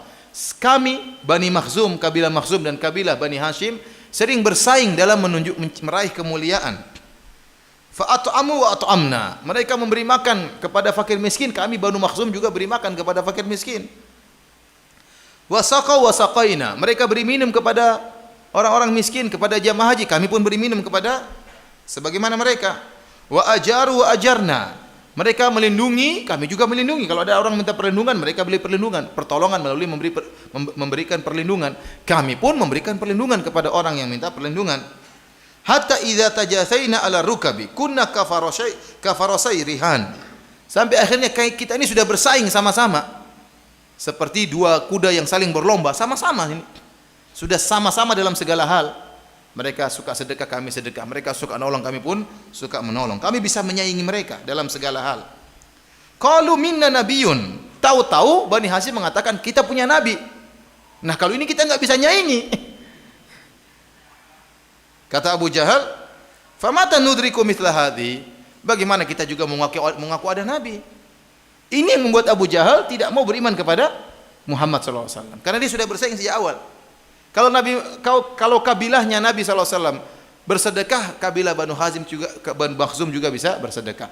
Kalau kabilah Bani Hashim bisa menolong orang, Banu Makhzum juga bisa menolong orang. Nah, kalau ada kabilah Banu Hashim ngaku punya nabi, lah kita gimana mau ngalahin? Enggak mungkin saya ngaku saya sebagai nabi. Akhirnya mereka tidak boleh punya nabi. Kalau mereka punya nabi, mereka menang, kita kalah saingan. Jadi bagaimana caranya kita mengatakan mereka tidak punya apa? Nabi. Itulah sebabnya kenapa Abu Jahal tidak mau beriman kepada Rasulullah sallallahu alaihi wasallam. Taib, ini diantara sebab orang tidak percaya karena hasad. Karena dia hasad, dia tahu itu kebenaran, dia tidak mau terima, padahal dia tahu itu kebenaran. Namun karena hasad dalam dirinya, tidak mau tersaingi misalnya, maka dia tidak menerima kebenaran. Di antara sebab terhalangnya hidayah karena takut kehilangan kekuasaan. Dan ini peristiwa tragis yang dialami oleh Heraklius, dan Allah abadikan kisah Rasulullah SAW. Allah abadikan kisahnya dalam Sahih Bukhari. Dalam Sahih Bukhari Rasulullah SAW ceritakan tentang Heraklius. Kita tahu Rasulullah SAW, Islam adalah agama yang internasional, maka Rasulullah SAW mengirim mendakwahi para raja-raja. Dikirimi surat oleh Nabi SAW. Di antaranya surat yang Rasulullah SAW kirim kepada Heraklius. Rasulullah SAW sebutkan, "Aslim taslam, masuklah Islam kau akan selamat. Kalau kau tidak Islam, fa innama 'alaika itsmul arisiyin." Kalau kau tidak Islam wahai Heraklius, maka kau akan menanggung seluruh dosa rakyatmu. Ini ancaman Nabi. Rasulullah SAW mengatakan kita bersatu menuju kepada satu kalimat, ya. Kemudian yaitu bertauhid kepada Allah. Hendaknya kau masuk Islam, kau akan selamat. Kalau kau tidak masuk Islam, maka ya kau akan menanggung seluruh dosa-dosa rakyatmu. Setelah datang surat tersebut, Heraklius ingin tahu siapa Muhammad ini. Dia tidak langsung mencela, karena dia seorang yang cerdas dan dia sudah dengar akan muncul nabi yang baru, nabi terakhir di zaman-zaman dia. Maka dia ingin cek, benarkah nabi tersebut yang ngirim surat sama saya itu nabi yang ditunggu-tunggu oleh orang-orang Yahudi dan Nasrani. Dan Heraklius beragama apa? Nasrani, dari Romawi. Akhirnya qadarullah pada tahun tersebut, entah tahun 6 Hijriah atau 7 Hijriah, mungkin tahun 6 Hijriah, tahu-tahu Abu Sufyan, pemimpin orang-orang musyrikin yang masih kafir kala itu, sedang berjualan, berdagang di negeri Syam. Maka Heraklius pun manggil Abu Sufyan, ingin bertanya-tanya tentang nabi yang kirim surat kepada dia. Maka mulailah Heraklius bertanya kepada Abu Sufyan tentang sifat-sifat nabi. Dan seluruh jawaban Abu Sufyan sesuai dengan sifat Nabi Muhammad SAW yang diketahui oleh Heraklius. Bagaimana nasabnya, ya, bagaimana dakwahnya, apa isi dakwahnya, bagaimana model pengikutnya, semuanya benar. Setelah dijelaskan oleh Abu Sufyan dengan panjang lebar sesuai dengan pertanyaan Heraklius, maka Heraklius berkata, "Fa in kana ma taqul haqqan fa sayamliku mawdi'a qadamai hataini." Kata Heraklius dengan perkataan yang sangat menakjubkan. Kata dia, "Wahai Abu Sufyan, kalau ciri-ciri yang kau sebutkan tentang Muhammad itu benar, maka dia akan menguasai kedua tempat kakiku ini." Artinya dia akan menguasai singgasanaku. Kenapa? Dia seorang nabi dan dia akan menguasai singgasanaku. "Walau a'lamu anni akhlusu ilaihi latajashamtu liqa'ahu." Kalau saya tahu saya mampu untuk bertemu dengan dia, maka saya akan berusaha bertemu dengan dia. "Walau kuntu indahu laghasaltu an qadamihi." Kalau saya berada di sisi dia, di sisi Muhammad, saya akan cuci kakinya. Kenapa? Menunjukkan dia beriman kepada Rasulullah sallallahu alaihi wasallam. Akan tetapi ternyata dia tidak jadi masuk Islam. Bagaimana ceritanya? Disebut dalam Sahih Bukhari, dia kumpulkan rakyatnya. Kemudian mengatakan, "Wahai rakyatku, kalau kalian ingin menang, kalau kalian ingin jaya, ikutlah nabi ini, Muhammad." Maka rakyatnya kemudian protes, maka terjadi kegaduhan. Jadi gahudan, mereka tidak mau dan mereka ingin keluar dari istana. Maka Heraklius pun mengatakan, "Tenang, saya tadi cuma tes saja ya. Pengen tahu kesetiaan apa kalian." Padahal tadi dia ingin ngajak, seandainya mereka beriman, dia beriman. Namun tatkala dia melihat rakyatnya tidak siap menerima Muhammad sebagai seorang nabi dan ingin memberontak, maka dia takut kehilangan apa? Kekuasaannya. Maka akhirnya dia pun tidak jadi beriman karena takut kehilangan kekuasaan. Oleh karenanya banyak orang tidak mendapat hidayah gara-gara tidak ingin terlepas dari perkara dunia yang sedang dia miliki. Ya, ini juga sebab tertolaknya hidayah. Di antara sebab tertolaknya hidayah atau tidak diterima hidayah karena ada syahwat, ya. Tidak ingin sulit hidup ini. Sebagian orang kafir tidak masuk Islam. Wah, kalau saya masuk Islam repot. Khamar tidak boleh lagi minum. Wah, saya tiap hari minum khamar. Susah masuk Islam. Tidaklah. Bukan mencari kebenaran, tapi memang dia tidak ingin melepaskan syahwat dia. Jadi kalau saya masuk Islam tidak boleh lagi berzina. Kalau saya masuk Islam tidak boleh lagi makan daging babi. Padahal daging babi itu daging paling enak. Ya. Saya ketemu dengan orang mu'allaf. Ya. Dia bilang, "Ustaz, daging yang paling saya sukai daging babi." Waktu saya masih apa? Kafir. Tidak ada yang bisa menyaingi kelezatan daging babi kecuali kambing muda katanya. Jadi nggak tahu ya, itu pengakuan dia ya. Namanya selera tidak usah diperdebatkan ya. Intinya dia selera dengan apa? Daging babi. Dan dia mengatakan daging babi sangat enak, itu makanan sehari-hari. Namun setelah saya masuk Islam, saya tidak mendapati ada daging yang lezat seperti daging babi yang bisa menyaingi cuma apa? Daging kambing muda. Jadi sebagian orang tidak mau masuk Islam karena dia tahu, wah kalau saya masuk Islam nanti begini susah. Sebagian orang tidak mau mengenal sunnah. Kenapa? Kalau saya mau kenal sunnah nanti begini repot, saya tidak bisa lagi begini, tidak ada lagi pemasukan dan macam-macamnya. Sehingga tidak mau mengenal sunnah. Akhirnya dia terhalang dari hidayah gara-gara tidak ingin meninggalkan syahwatnya. Di antara perkara yang sangat penting yang membuat orang banyak terhalangi dari hidayah, yaitu karena takut dimusuhi oleh masyarakat, takut meninggalkan adat istiadat. Dan ini adalah sebab yang paling parah yang menyebabkan orang tidak dapat hidayah. Ya. Lihatlah, Allah berfirman tentang orang-orang musyrikin. Tatkala Nabi SAW mendakwahkan Islam kepada mereka, kata mereka, "Inna wajadna aba'ana ala ummah wa inna ala atharihim muqtadun." Kami telah mendapati orang tua kami di atas suatu jalan dan kami tinggal ngikut saja. Kami tidak ingin keluar daripada tradisi nenek moyang. Kami tidak ingin keluar dari tradisi nenek moyang. Jadi tradisi ini masalah yang buat seorang susah menerima kebenaran. Kenapa tidak ingin keluar dari tradisi? Kenapa kalau dia keluar dari tradisi akan dicela? Dalam ayat yang lain, wa idza qila lahum ta'alu ila ma anzalallahu ila rasul qalu hasbuna ma wajadna alaihi aba'ana. Tatkala dikatakan kepada mereka, kemarilah kepada apa yang diturunkan oleh Allah dan kepada Rasulnya, maka mereka mengatakan cukup apa yang kami dapati ayah-ayah kami. Jadi cukup ajaran ayah kami, sudah cukup nenek moyang kami. Tidak ingin merubah ajaran nenek moyang.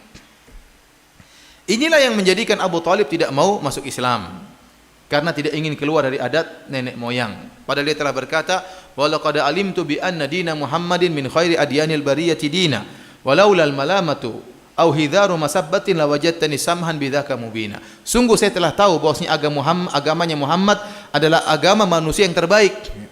Kalau bukan karena takut dicela, kalau bukan karena takut dihina oleh masyarakat, kau akan dapati aku akan terima agamanya Muhammad. Waktu Rasulullah SAW mengatakan, wahai Abu Talib, pamanku, ucapkan la ilaha illallah, aku akan bela engkau. Abu Jahal mengatakan, satu kalimat saja sudah cukup membuat Abu Talib tidak beriman. Kata Abu Jahal, atarghabu an millati Abdul Muttalib, kau benci dengan agama nenek moyangmu, kau benci dengan agama bapakmu. Abu Talib tidak bisa berkutik. Kenapa? Abu Jahal mengingatkan tentang tradisi. Seakan-akan dia berkata, kau ingin keluar dari tradisi nenek moyangmu? Abu Talib tidak mampu keluar dari tradisi nenek moyangnya. Membuat dia akhirnya meninggal dalam kondisi apa? Musyrik. Karena berpegang teguh dengan apa? Tradisi. Dan ini bahaya seperti ini. Sebagian orang tahu itu tradisi syirik, tetap aja dijalankan. Kenapa? Tradisi nenek moyang. Tidak mau ditinggalkan. Dia tahu tradisi ini salah, dan meninggalkan tradisi sangat susah. Bahkan umat Islam terjebak dengan tradisi. Saya bayangkan ya, contoh di tanah air kita, di sebagian daerah tersebut, mungkin Anda tahu tapi saya tidak ingin menyebutkan. Jadi daerah tersebut dikenal banyak ulama muncul dari daerah tersebut. Tetapi sampai sekarang masih ada tradisi kalau nikah yang bayar mahar perempuan. Ini tradisi menyelisih Islam atau tidak? Tapi mereka tidak bisa rubah karena tradisi sangat kuat, berat. Keluar dari tradisi itu bukan perkara yang susah, bukan perkara yang ringan, kecuali orang yang punya jiwa yang besar. Padahal dari kota tersebut banyak ulama yang muncul, ulama-ulama top. Tetapi sampai sekarang tidak bisa mereka tinggalkan tradisi itu, bahwasanya kalau menikah yang bayar mahar apa? Perempuan. Tradisi. Ada satu daerah, satu pulau, banyak orang hafal Quran dari pulau tersebut.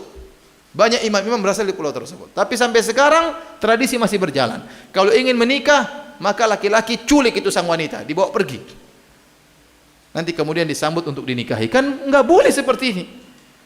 Cewek dibawa pergi, entah pergi terus ngapain aja, kan khalwat, enggak boleh. Tapi tradisi itu tidak bisa ditinggalkan, bahkan dari orang-orang Islam sendiri. Padahal tempat tersebut banyak orang hafiz-hafiz apa? Quran. Kenapa? Itu tradisi, tidak bisa ditinggalkan. Maksud saya, tradisi itu perkara yang sangat, kata Ibnu Qayyim menjelaskan, ini perkara yang sangat membuat orang terhalang dari hidayah. Lihat Abu Talib tidak bisa dapat hidayah gara-gara tidak mau meninggalkan tradisi. Oleh karenanya di antara julukan yang paling sering diberikan kepada Nabi adalah Sabi. Sabi itu artinya orang yang keluar dari tradisi. Inilah yang membuat Al-Walid ibn Al-Mughirah akhirnya tidak beriman kepada Nabi SAW.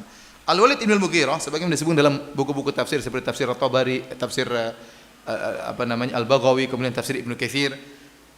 Jadi Al-Walid ibn Al-Mughirah, kata Ibnu Katsir rahimahullah, ahadu ru'asa'i Quraisy la'anahullah, salah seorang dari pemimpin besar orang-orang Quraisy. Semoga Allah melaknatnya. Kenapa dia mati dalam kondisi musyrik dan dia diancam neraka oleh Allah Subhanahu wa taala. Ya. Ibnu Abbas bercerita, dakhala al-Walid ibn al-Mughirah ala Abi Bakar bin Abi Quhafah. Fasa'alahu anil Qur'an.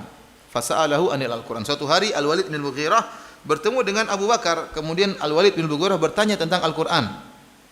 Falamma akhbarahu kharaja ala Quraisyin. Tatkala Abu Bakar membacakan Al-Quran kepada Al-Walid bin Mughirah, maka Al-Walid bin Mughirah ini pun keluar bertemu dengan orang-orang Quraisy, dengan kaumnya. Kemudian dia berkata, ya ajaban lima yaqulu ibnu Abi Kabsyah, fa wallahi ma huwa bi syi'rin wala bi sahrin wala bi hadi minal junun. Kata dia, sungguh indah ucapan-ucapan yang dilantunkan oleh Muhammad sallallahu alaihi wasallam.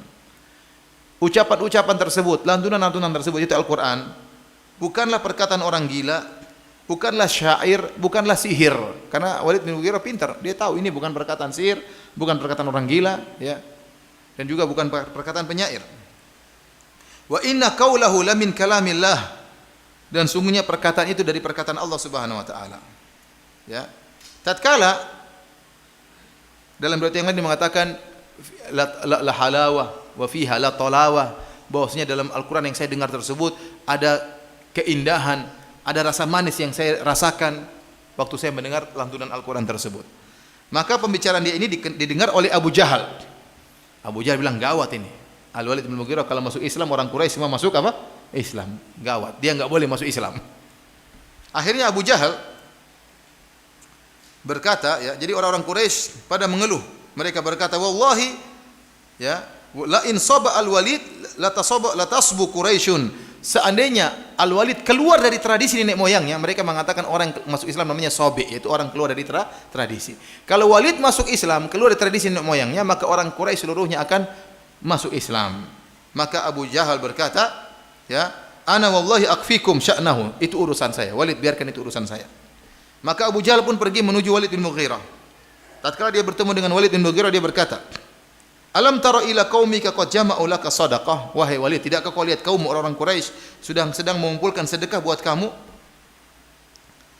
Maka Walid berkata, alastu aktsarahum malan wa walada, bukankah saya orang yang paling banyak hartanya, paling banyak anaknya, ngapain mereka ngumpulin sedekah buat saya? Ini Abu Jahal hanya bohong saja.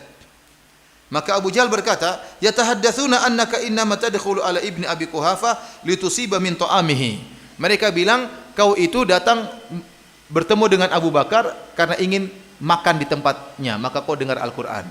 Makanya mereka kasihan sama kamu, maka mereka kumpulkan sedekah untuk berikan kepadamu. Ini hanya dongengan siapa? Abu Jahal, dia bohong. Jadi kata orang-orang Quraisy mengatakan kau tadi dengar Al-Quran di rumah Abu Bakar karena kau ingin makan di tempat dia, makanya mereka kasihan, mereka ingin kumpulin sedekah buat kamu. Maka Walid berkata, aqad tahaddatsa bihi ashirati, apakah orang-orang Quraisy sudah bercerita seperti itu, menuduhku seperti itu? Fala wallahi la aqrabu ibn Abi Quhafah wala Umar wala ibn Abi Kabsyah. Kata dia, demi Allah saya tidak akan dekat lagi kepada Abu Bakar, dan saya tidak akan lagi dekat kepada Umar, dan saya tidak akan lagi dekat-dekat dengan Muhammad sallallahu alaihi wasallam. Wa ma qawluhu illa sihrun yu'thar. Adapun yang saya dengar itu yang indah itu hanyalah sihir yang dipelajari, diwarisi dari orang-orang sebelumnya. Ya, ini akhirnya dia berpikir, Allah menyebutkan dalam Al-Quran apa? Thumma qutila thumma nazar, thumma abasa abasar, thumma abasa wa basar. Ya, akhirnya apa? Walid bin Mughirah akhirnya berpikir, apa yang harus saya katakan tentang perkataan Muhammad? Kalau saya bilang itu syair, maka bukan syair. Kalau saya bilang itu perkataan orang gila, maka bukan perkataan orang gila. Maka dia berpikir, thumma nazar, thumma abasa wa basar, thumma adabara wastakbar, faqala in hadza illa sihru yu'thar, in hadza illa qaulul bashar. Kata Allah, sauslihi saqar. Kemudian dia berpikir, apa sih perkataan yang cocok untuk membantah Muhammad? Dia pikir-pikir, akhirnya dia mengatakan itu adalah sihir. Kalau saya bilang itu syair, orang Arab tahu itu bukan syair. Kalau saya bilang perkataan orang gila, orang-orang Quraisy tahu itu bukan perkataan orang gila. Supaya benar saya bilang aja itu sihir. Akhirnya kata Allah, dan saya katakan in hadza illa qaulul bashar, ini bukan perkataan Allah tapi perkataan manusia. Kata Allah, sauslihi saqar, saya akan masukkan Walid bin Mughirah dalam neraka saqar. Akhirnya dia masuk neraka jahanam. Tadinya dia sudah mau masuk Islam, namun karena tidak ingin dicela, tidak ingin dikatakan keluar dari tradisi, akhirnya tidak mau masuk Islam. Oleh karena ikhwani fillah azanillahu ayyakum, ya, hal yang sangat berat yang membuat seorang terhalangi dari hidayah, di antaranya berpegang teguh dengan tradisi. Makanya saya ingatkan, ada timbul sekarang istilah Islam Nusantara. Ada istilah timbul Islam Nusantara. Kita maksudnya apa Islam Nusantara? Kalau maksudnya Islam Nusantara, artinya kita mempertahankan tradisi. Kalau ada ajaran Muhammad, kita harus filter dengan ajaran Islam Nusantara, maka ini berbahaya, tidak benar seperti ini. Justru Islam itu datang sejak zaman Nabi Muhammad untuk merubah tradisi. Makanya orang-orang Quraisy tidak mau merubah tradisi mereka. Mereka tetap mempertahankan kesyirikan, mereka tetap mempertahankan kebiasaan mereka karena Muhammad datang untuk merubah tradisi. Seharusnya itu berlaku sampai hari kiamat. Justru kita tradisi di Nusantara ini harus difilter dengan ajaran Muhammad SAW. Bukan sebaliknya, ajaran Muhammad kita filter dengan tradisi apa? Arab. Sehingga timbullah perkataan, nah kalau jilbab ya pakai kebaya sudah cukup karena ini tradisi. Jangan ikut orang Arab. Jadi seakan-akan Islam itu apa? Arab, ya. Sehingga ajaran-ajaran Muhammad sallallahu alaihi wasallam berusaha difilter dengan tradisi. Ini kebalak-balik. Harusnya tradisi difilter dengan Islam, ini sekarang Islam mau difilter dengan apa? Tradisi. Akhirnya nanti bahaya kalau ini berkembang. Orang bisa salah sangka, oh ini Nusantara. Sehingga nanti timbul acara-acara bid'ah atau ritual-ritual syirik yang dipertahankan. Kalau ada Islam yang melarang ditolak, oh enggak, ini ritual, enggak bisa. Islam tidak boleh melarang ini karena ini sudah tradisi kami. Ini yang bahaya seperti itu. Mempertahankan Nusantara padahal banyak tradisi yang baik, enggak apa-apa, tapi kalau tradisi yang salah harus dirubah. Jangan Islam yang ditolak untuk mempertahankan tradisi yang salah. Ikhwani fillah wa tifidin azanillahu alaikum, tadi kita sudah jelaskan tentang penghalang-penghalang hidayah. Adapun sebab-sebab untuk meraih hidayah maka sangat banyak, ya, tapi tidak akan kita bahas, ya. Ya, karena terlalu panjang kalau kita bahas. Tapi intinya para ulama mengatakan sebab hidayah yang paling utama berdoa kepada Allah Subhanahu wa taala. Ya, dan kita sering berdoa dalam salat kita, ihdinas siratal mustaqim, ya Allah berikanlah aku petunjuk jalan yang lurus. Ini di antara sebab utama seorang dapat hidayah. Sampai wajib bagi kita setiap salat baca firman ini, ihdinas siratal mustaqim. Jadi masalah adalah hati kita tatkala kita membaca doa ini. Dan kita tahu bahwasanya kalau hati yang lalai tidak akan dikabulkan doanya oleh Allah Subhanahu wa taala. Kata Nabi sallallahu alaihi wasallam, "Fa innallaha la yastajibu du'aan min qalbin ghafilin lahin." Allah tidak akan mengabulkan doa dari orang yang hatinya lalai. Saking kita hafal Al-Fatihah dengan lancarnya, mau kita sambil mikir matematika bisa baca Al-Fatihah. Mau sambil mikir pekerjaan kantor kita bisa Al-Fatihah, tahu-tahu waladhdallin amin ya. Saking apa? Saking hafalnya. Sehingga tatkala kita mengucapkan ihdinas siratal mustaqim tidak ada kehadiran hati, ini jadi masalah. Padahal tiap hari kita minta hidayah minimal sehari 17 kali. Nah, maksud saya nasihat kepada diri saya dan kepada hadirin dan hadirat, tatkala mengucapkan ihdinas siratal mustaqim, serius dan konsentrasi dan menghadirkan hati bahwasanya kita benar-benar butuh hidayah. Kenapa? Makna dari ihdinas siratal mustaqim, ya Allah tunjukkanlah aku jalan yang lurus, maksudnya apa? Ya Allah kalau saya masih bengkok luruskan ya Allah. Dan ya Allah kalau saya sudah lurus pertahankan kelurusan saya ini ya Allah. Dan ya Allah kalau saya sudah lurus dan sudah istiqomah tunjukkanlah saya pintu-pintu kebaikan yang lain yang saya belum tahu. Itu maksudnya apa? Ihdinas siratal mustaqim. Saya ulangi. Maksudnya apa ihdinas siratal mustaqim? Maksudnya ya Allah kalau saya bengkok luruskan. Kalau saya sudah lurus ya Allah pertahankan. Kalau saya sudah lurus dan sudah saya pertahankan, ya Allah bukakan lagi pintu-pintu kebaikan yang lain yang saya belum tahu. Masih banyak perkara baik-baik yang belum saya tahu dan belum saya kerjakan. Itu maksudnya ihdinas siratal mustaqim. Jadi doa yang paling penting agar mendapatkan apa? Hidayah. Ya. Kemudian yang perkara kedua yang sangat penting adalah baca Al-Quran. Baca Al-Quran dengan berusaha memahami maknanya. Karena Al-Quran itu diturunkan untuk kita pahami maknanya, bukan hanya sekedar ditilawah, dibaca-baca. Membaca Al-Quran dapat pahala, tapi itu hanyalah sarana. Makanya Hasan Al-Basri mengatakan, "Innama unzilal Qur'anu liyu'mala bih, fattakhadhan nasu qira'atahu amala." Al-Quran itu diturunkan untuk diamalkan, tapi orang-orang menjadikan melantunkan Al-Quran itulah amalan Al-Quran. Padahal itu salah. Hasan Al-Basri ingin mengatakan itu kesalahan, mencukupkan mengamalkan Al-Quran dengan membacanya. Membaca Al-Quran dapat pahala, tapi itu sarana. Membaca dengan tajwid sarana untuk bisa mempelajari tafsirnya. Mempelajari tafsirnya adalah sarana untuk mengamalkannya. Maka seorang jangan berhenti hanya pada membacanya, tapi berusaha untuk memahami terjemahannya. Ya akhi, ini firman Allah. Allah berusaha menyampaikan kebaikan kepada Anda dengan firman-firmannya. Nah, kenapa Anda tidak ingin tahu maksudnya Allah ini apa sih?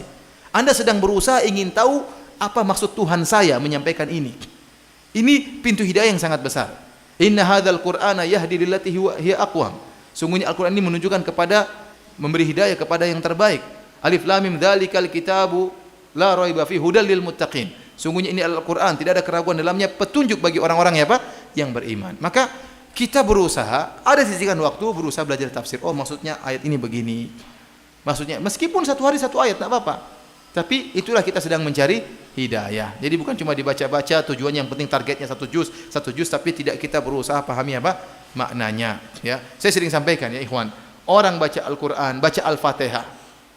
Antara orang baca Al-Fatihah yang tidak tahu artinya dengan orang yang baca Al-Fatihah tahu artinya, ini sudah berbeda dalam kekhusyuan salat. Yang tahu artinya lebih khusyuk daripada yang tidak tahu artinya, sudah pasti. Orang yang tahu arti Al-Fatihah dengan yang baca tafsirnya sedikit lebih khusyuk yang baca tafsirnya. Dia ngerti alhamdulillah alamin, dia ngerti maksudnya apa, terjemahannya apa, maksudnya apa. Lebih khusyuk lagi dia. Dan orang yang baca tafsir Al-Fatihah dengan tafsiran yang panjang lebar lebih khusyuk lagi daripada orang baca Al-Fatihah dengan tafsiran yang ringkas.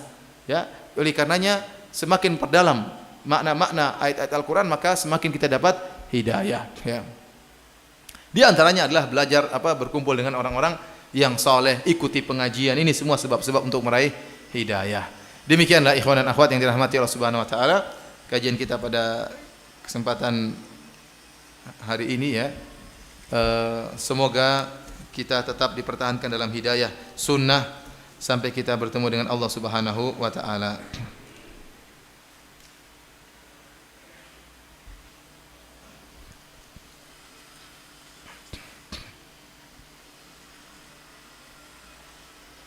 Apakah termasuk orang yang tidak mendapat hidayah? Orang yang rajin ibadah dan sudah kenal sunnah tapi masih selalu pelit sifatnya. Ya. Jadi orang ini ya, hidayah kan banyak.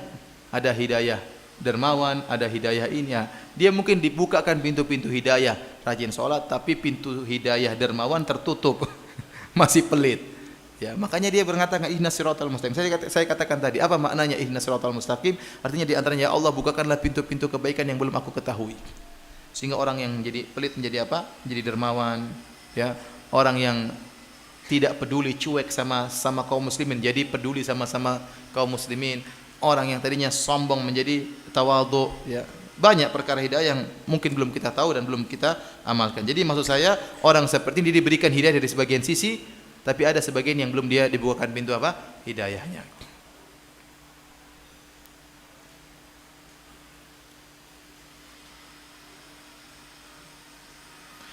Fenomena yang terjadi sekarang, banyak orang soleh yang menjadi kafir. Apakah ada yang salah dengan ibadah yang dilakukannya? Saya rasa tidak benar pernyataan ini, bahwasanya banyak orang soleh menjadi kafir. Saya rasa tidak benar, ya. Ya, tidak benar, ya. Ya, kita lihat Islam ini luar biasa, ya, berkembang di mana-mana. Di negara-negara kafir banyak sekali. Islamisasi ini banyak sekali. Kenapa? Banyak orang-orang Barat yang mereka berusaha mengenal Islam dengan mereka tidak diikat dengan tradisi tertentu, sehingga mudah untuk mengenal kebenaran. Beda dengan orang sudah terikat dengan tradisi, dia ingin keluar dari tradisi, susah. Orang-orang Barat yang hidup kota-kota besar yang cuek, bebek, cuek dengan apa, dia tatkala dia mencari kebenaran, benar-benar cari, dia dapat hidayah, dan banyak orang masuk Islam. Orang masuk Islam di Amerika banyak, orang masuk Islam di Inggris banyak, orang masuk Islam di Amsterdam banyak, orang masuk Islam di Melbourne, di Australia juga banyak, ya banyak. Ya. Jadi adapun perkataan fenomena banyak orang soleh jadi kafir, saya rasa saya hampir tidak pernah dengar, ya. Ada orang soleh murtad, hampir tidak dengar. Kalau orang miskin murtad, iya banyak. Mungkin dikasih Indomie kemudian murtad, mungkin, ya. Ya karena nggak ngerti, nggak punya agama, nggak ngerti, itu banyak. Tapi kalau orang soleh, ustadz, murtad hampir nggak ada. Tapi ente coba lihat, betapa banyak bekas pendeta, banyak atau tidak? Banyak.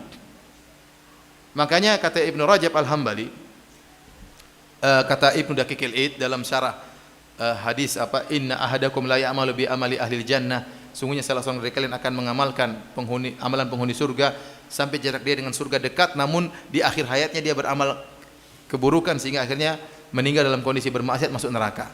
Dan sebaliknya, sebagian kalian beramal dengan amalan keburukan sampai jarak dia dengan neraka sangat dekat, namun di akhir hayat dia beramal dengan amalan kebajikan, maka dia pun masuk surga. Kata dia, kenyataannya bekas penjahat lebih banyak daripada bekas orang soleh. Hampir-hampir kita jarang dengar, hampir-hampir saya nggak pernah dengar, oh ini dulu orangnya rajin sholat, sekarang jadi tukang mabuk, jarang-jarang seperti ini. Tapi kalau dengar, ini tukang mabuk sadar, sekarang ngaji, ini tukang penjudi sadar, ini lebih banyak. Bukan berarti nggak ada orang ke masjid kemudian nakal, ada, tapi sedikit. Lebih banyak bekas penjahat daripada bekas ustadz, itu tidak. Lebih banyak bekas ustadz, lebih banyak bekas pendeta daripada bekas apa? Ustadz. Kenyataannya bahwasanya orang kalau dia soleh, kebanyakannya dijaga oleh Allah. Nah, kata para ulama, kalau ada orang soleh yang kemudian di akhir hayatnya berubah menjadi tidak soleh, itu berarti ada sesuatu dalam hatinya. Sebagaimana dalam hadis Nabi SAW, inna ahadakum la ya'malu bi amali ahlil jannah fima yabdulin nas. Sungguhnya salah seorang dari kalian akan melakukan amalan soleh menurut yang dilihat oleh manusia. Ternyata dalam hatinya ada penyakit. Maka di akhir hayatnya dia akan melakukan amal keburukan. Mungkin dia ria, mungkin dia sombong dalam hatinya. Jadi kata para ulama, tidak mungkin ada orang soleh tiba-tiba jadi buruk kecuali ada penyakit di hatinya yang kita tidak bisa lihat. Tapi Allah Maha tahu. Entah dia sombong, entah dia entah dia apa namanya ujub, entah dia ria. Inilah yang buat dia akhirnya di ujung-ujungnya apa?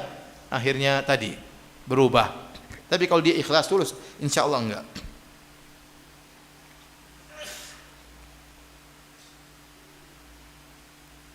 Saya ingin bertanya tentang cara istikharah, khususnya istikharah terhadap pasangan. Sebenarnya istikharah itu dalam segala hal, bukan cuma cari pasangan saja, ya. Namun kebanyakan orang kalau mau istikharah, kalau mau cari pasangan saja, ya. Karena memang itu penting sekali untuk istikharah, ya. Karena kalau salah pasangan bahaya, ya. Apakah salat istikharah harus dilakukan pada malam hari sepertiga malam?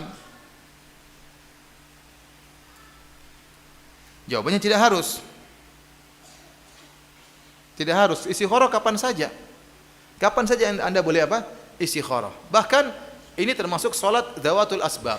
Bahkan dalam waktu terlarang, seandainya ada perkara yang Anda tidak bisa melakukannya kecuali di waktu terlarang, maka tidak mengapa Anda istikharah di waktu terlarang.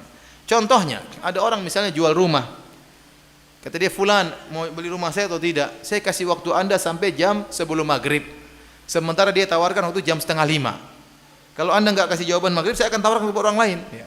Kita gimana? Kita perlu istikharah padahal waktu terlarang salat. Tapi tidak mengapa, kita kan enggak ada waktu lain lagi. Seandainya dia katakan besok saya kasih waktu sampai besok, ya jangan istikharah waktu itu. Istikharah nanti saja pada maghrib di waktu tidak terlarang. Karena waktu setelah asar adalah waktu terlarang. Namun kalau tidak ada pilihan kecuali ba'da asar, ya sudah kita istikharah. Kenapa? Sudah itu waktunya saat itu, meskipun waktu terlarang. Jadi maksud saya istikharah kapan saja bisa selama bukan waktu terlarang, kecuali dalam kondisi kepepet maka kita boleh istikharah meskipun di waktu terlarang ya. Terkadang waktu untuk istikharah kepepet maka tidak apa-apa. Jadi tidak harus nunggu sepertiga malam terakhir. Nah kalau Anda ingin menunda sepertiga malam terakhir tidak apa-apa, enggak jadi masalah. Istikharah kapan saja boleh. Bolehkah berdoa dengan bahasa Indonesia? Boleh. Boleh berdoa dengan Indonesia, tapi paling bagus kita berdoa dengan doa yang diajarkan oleh Nabi sallallahu alaihi wasallam ya. Doa tersebut dalam hadis-hadis ada. Antum baca, setelah itu tidak apa-apa antum minta dengan bahasa Indonesia. Lebih ampuh ya, karena itu Nabi yang suruh kita baca doa tersebut. Kalau tidak apa-apa, antum tidak hafal, setelah salat assalamualaikum antum pegang itu teksnya. Antum baca enggak jadi masalah. Ya, ada yang mengatakan dibaca dalam salat, ada yang mengatakan boleh dibaca setelah apa? Salat. Setelah salat 2 rakaat antum baca doa tersebut, ya. Kalau antum tidak hafal, antum silakan baca teksnya, teks Arabnya sambil antum berusaha pahami maknanya.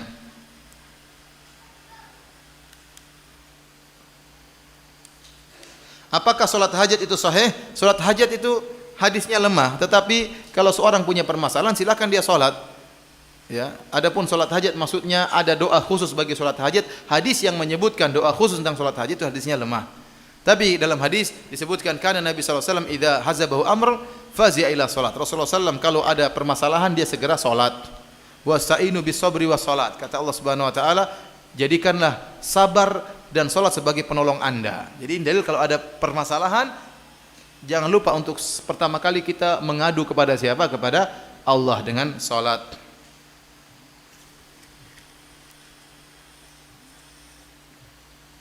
Bagaimana kita mengetahui kalau Allah sudah memberi kita hidayah? Sekarang Allah sudah kasih kita hidayah, alhamdulillah. Tapi kita tugasnya mempertahankan hidayah tersebut, minta terus kepada Allah Subhanahu wa taala, karena kita tidak tahu begini penghujung kita. Sekarang kita tahu, alhamdulillah kita Islam, kita ikut pengajian ya, kita datang dari jauh-jauh ya untuk dengar pengajian. Ini semua hidayah. Tidak ada yang bisa menggerakkan kita kecuali Allah hati kita, sehingga kita berkorban waktu, harusnya jalan-jalan, harusnya bersenang-senang, kita malah datang pengajian. Ini hidayah. Tapi tugas kita mempertahankan hidayah tersebut. Anak dan istri Nabi Nuh meninggal dalam kondisi kafir. Bagaimana pertanggungjawaban Nabi Nuh sebagai seorang ayah terhadap anak istrinya? Ya kan dia sudah berusaha. Kecuali Nabi Nuh cuekin istrinya, dakwain orang saja istrinya tidak didakwain, ini masalah. Tapi kalau Nabi Nuh sudah dakwai istrinya, dakwai anaknya, maka dia sudah berusaha. La yukallifullahu nafsan illa wus'aha. Allah tidak membebani di luar dari kemampuan seorang hamba. Tapi kalau dia sudah berusaha mengajarkan, hidayah di tangan Allah, maka dia tidak ada tanggung jawab lagi.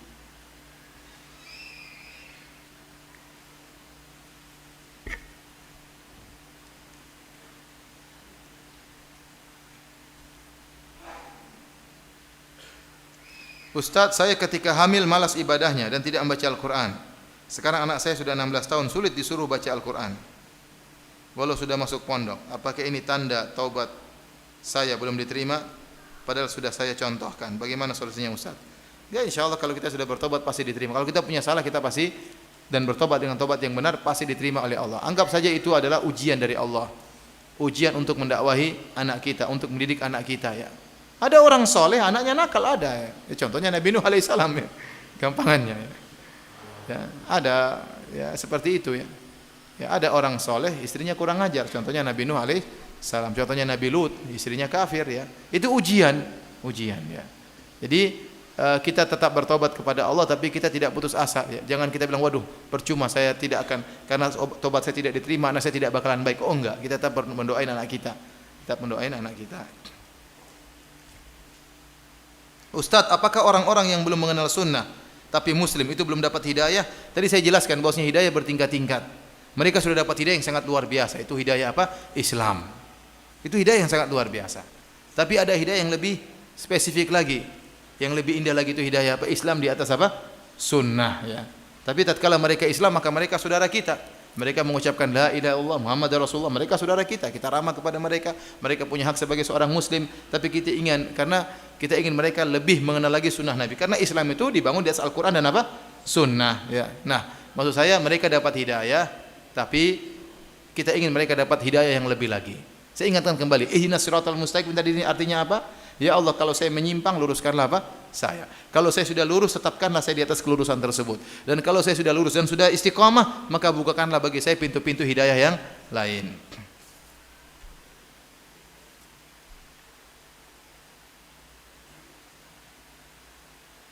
Saya punya anak disekolahkan di sekolah Islam atau pesantren, tapi kenapa sifat anak saya masih jauh dari akhlak yang baik?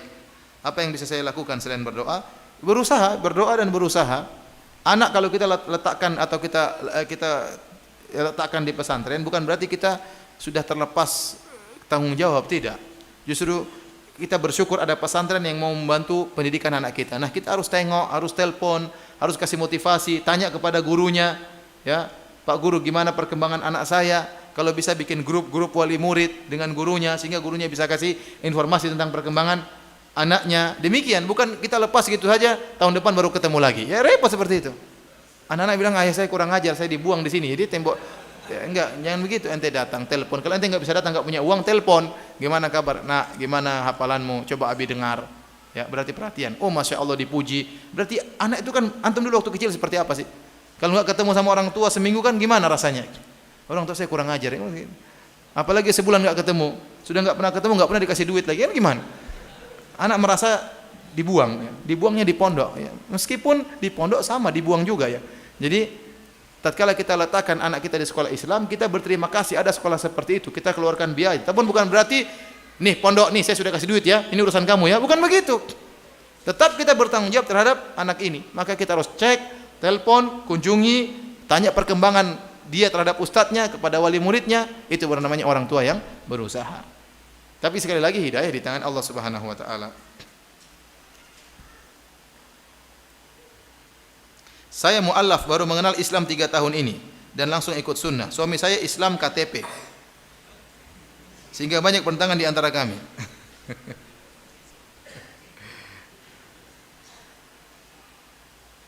Bagaimana caranya mempertahankan hidayah? Karena mendapat hidayah itu susahnya bukan main. Dan subhanallah banyak, saya kemarin ke Bali, banyak orang-orang begitu kenal Islam langsung Islamnya yang nyunnah, banyak. Dan di Eropa juga banyak seperti itu. Orang-orang baru kenal Islam langsung kenalnya apa? Islam yang sunnah. Karena memang di sana ya kebetulan yang mereka kenal orang-orang apa yang sunnah. Dan sangat mudah mereka mengenal misalnya dakwah sunnah karena logis, pakai dalil. Itu yang mereka cari, pakai dalil, ada buktinya. Dalil bukan hanya asal ngomong, katanya-katanya itu tidak logis. Yang logis itu ada dalilnya. Allah mengatakan demikian, Rasulullah SAW demikian. Sehingga banyak orang-orang seperti tadi, ibu ini masya Allah begitu kenal Islam langsung kenal apa? Dengan apa? Kenal sunnah. Alhamdulillah. Suaminya mungkin sudah Islam sejak lama, jadi masalah. Dulu waktu Islamnya bukan Islam yang sunnah. Ya jangan langsung apa? Jadi sabar pelan-pelan dakwahi suami. Jadi jadikanlah suami sebagai lahan dakwah. Alhamdulillah suami ibu sudah mendapatkan hidayah luar biasa. Dia muslim. Tinggal diarahkan.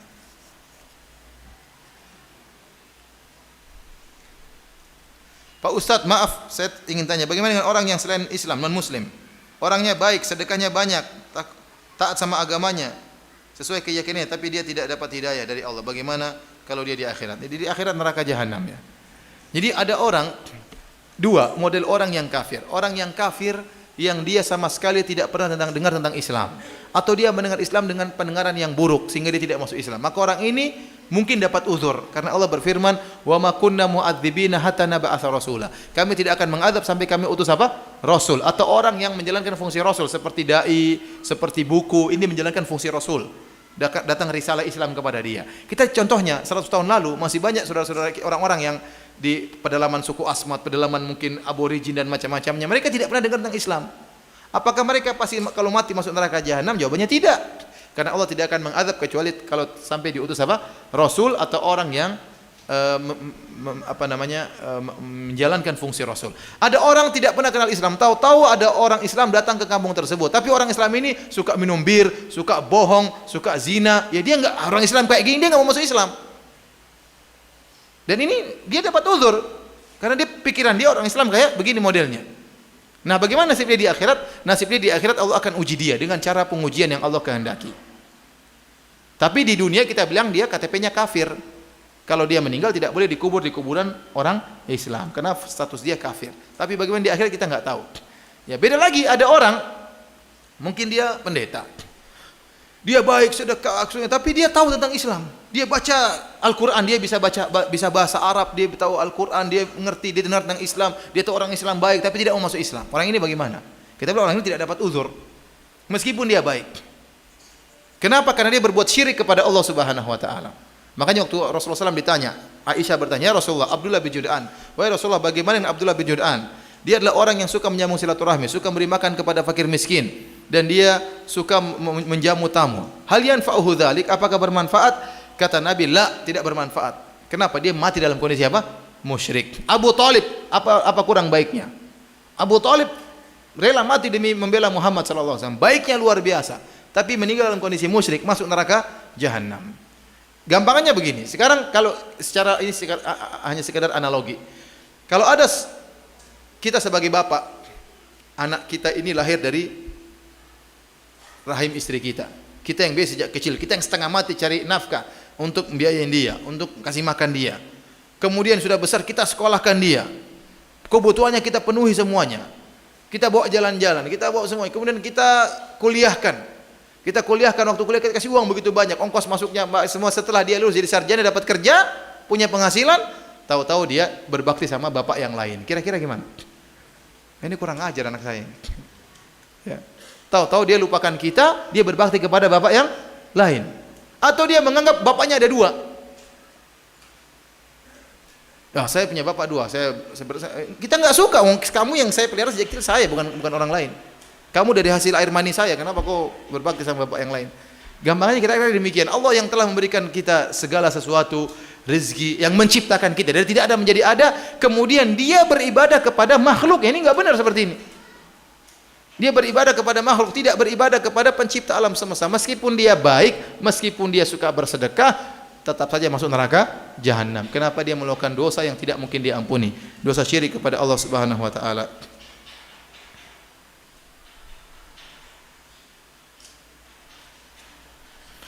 Mau tanya Ustadz, saya setuju hidayah harus dicari. Apa kita bisa menemukan hidayah di tempat yang kotor, diskotik, tempat pelacuran? Wah, salah cari hidayah gini. Itu namanya cari masalah. Gimana cari hidayah di tempat pelacuran? Walau selama ini kita tidak pernah ke sana. Oh, jangan. Hidayahnya bisa hilang seluruhnya kalau ke sana. Tidak boleh. Kita harus menjauhi tempat apa? Maksiat. Kalau Anda di sana mungkin niat dakwah, lain cerita, Anda ingin memberi petunjuk kepada mereka. Tapi kalau Anda cari hidayah di sana, salah. Makanya Umar bin Khattab waktu baca Taurat, kalau nggak salah Rasulullah SAW marah. Kenapa? Jangan cari hidayah di situ. Kalau Anda baca Taurat dan Injil, Al-Quran sudah cukup, tidak perlu cari hidayah di tempat lain. Tapi kalau Anda baca untuk membantah mereka, untuk menjelaskan bahwasanya ada nilai tauhid, nggak apa-apa untuk menunjukkan, membukakan hati-hati orang-orang non-muslim. Tapi kalau mencari hidayah di kitab suci lain, nggak boleh. Karena Al-Quran sudah apa? Ada. Apalagi carinya di kitab mujarobat yang ngawur seperti ini. Anda cari hidayah di tempat pelacuran kan gawat seperti itu. Dapatnya nanti di sana ada nona hidayah ya, bukan mbak hidayah, repot.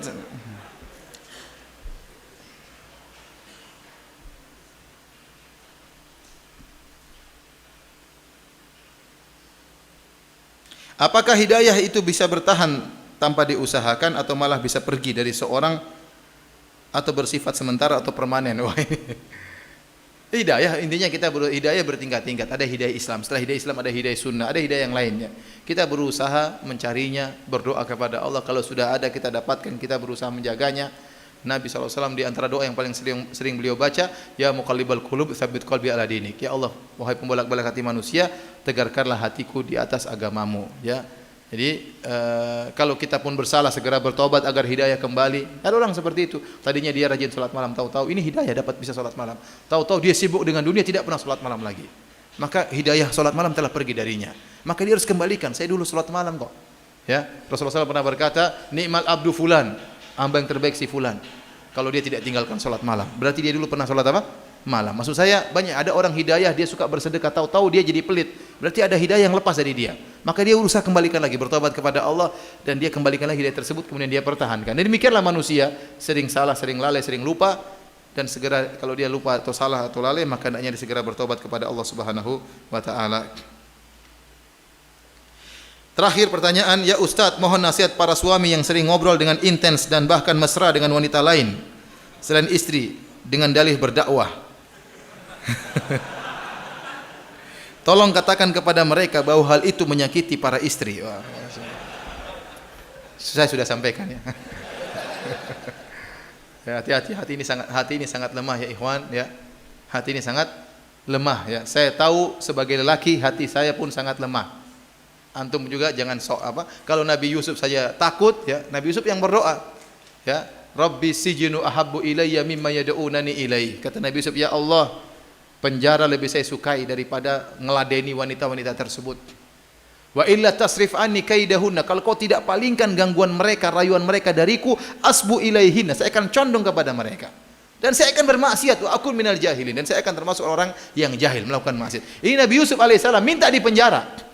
Tidak kuat dengan melayani apa godaan para wanita. Makanya waktu digoda dia kabur, lari, takut. Ente kemudian apa? Pede. Ya, Anda tidak melarang Anda berdakwah kepada para wanita. Nggak jadi masalah, tapi hati-hati. Dakwah dengan bahasa yang tegas, bahasa yang maksudnya bahasa yang wajar, bukan cikekin, itu bahaya. Kalau ente bilang ngesem-ngesem kemudian hehehe sama akhwat, bahaya. Itu akhwat langsung bayangkan gigi ente lagi. Benar. Apa setan hadir. Ya, la yakhluwana ar-rajul bimra'atin illa kana syaitanu tsalitsahuma. Tidaklah seorang laki-laki berdua dengan wanita kecuali setan hadir. Entah ente berdua, kalau secara fisik itu lebih berbahaya. Tapi berdua-dua ini bisa lain, dengan telepon ini bisa berdua-duaan ini. Bisa dengan apa? WhatsApp, dengan ini berdua-duaan. Jadi, dan itu terjadi, hati-hati ikhwan. Ya, antum memang imannya oke lah, tapi jangan terlalu pede ya. Dan istri antum tadi sakit hati. Kalau enggak ente berdua sama istri, ini ada akhwat, ayo kita dakwai bareng-bareng gitu. Ya, kan kalau ada istri ente enggak berani. Hehehe, kan enggak berani. Jadi saya sebagian orang seperti sebagian ada teman ya, kalau ada akhwat yang telepon dia kelaskan loudspeaker. Ya, ada teman saya dokter, kalau ada pasien perempuan yang telepon, dia keraskan loudspeaker supaya istrinya dengar. Pak dokter, ada istri saya loh. Oh ya Pak dokter, ganti berubah punya suaranya. Makanya ikhwan sangat hati-hati ya, perempuan sangat lemah. Demikian juga perempuan, jangan kita sudah punya suami juga jangan juga WhatsAppan sama laki-laki, kemudian ngobrol sama laki-laki, telepon sama laki-laki. Mungkin hati Anda bisa jaga, saya tidak bermaksud sama dia. Tapi laki-laki tadi kesemsem waktu Anda hihihi tadi. Ya, kemudian kirim apa? Emosional apa namanya? Gambar inilah gambar. Ya, laki-laki juga lemah. Sebagaimana perempuan lemah terhadap laki-laki, laki-laki juga lemah terhadap apa? Perempuan. Kata orang apa namanya? Banyak lelaki yang gagah perkasa, tekuk lutut di bawah kerling apa? Wanita. Hati-hati ya. Ini saya sudah sampaikan isi hati akhwat ini ya.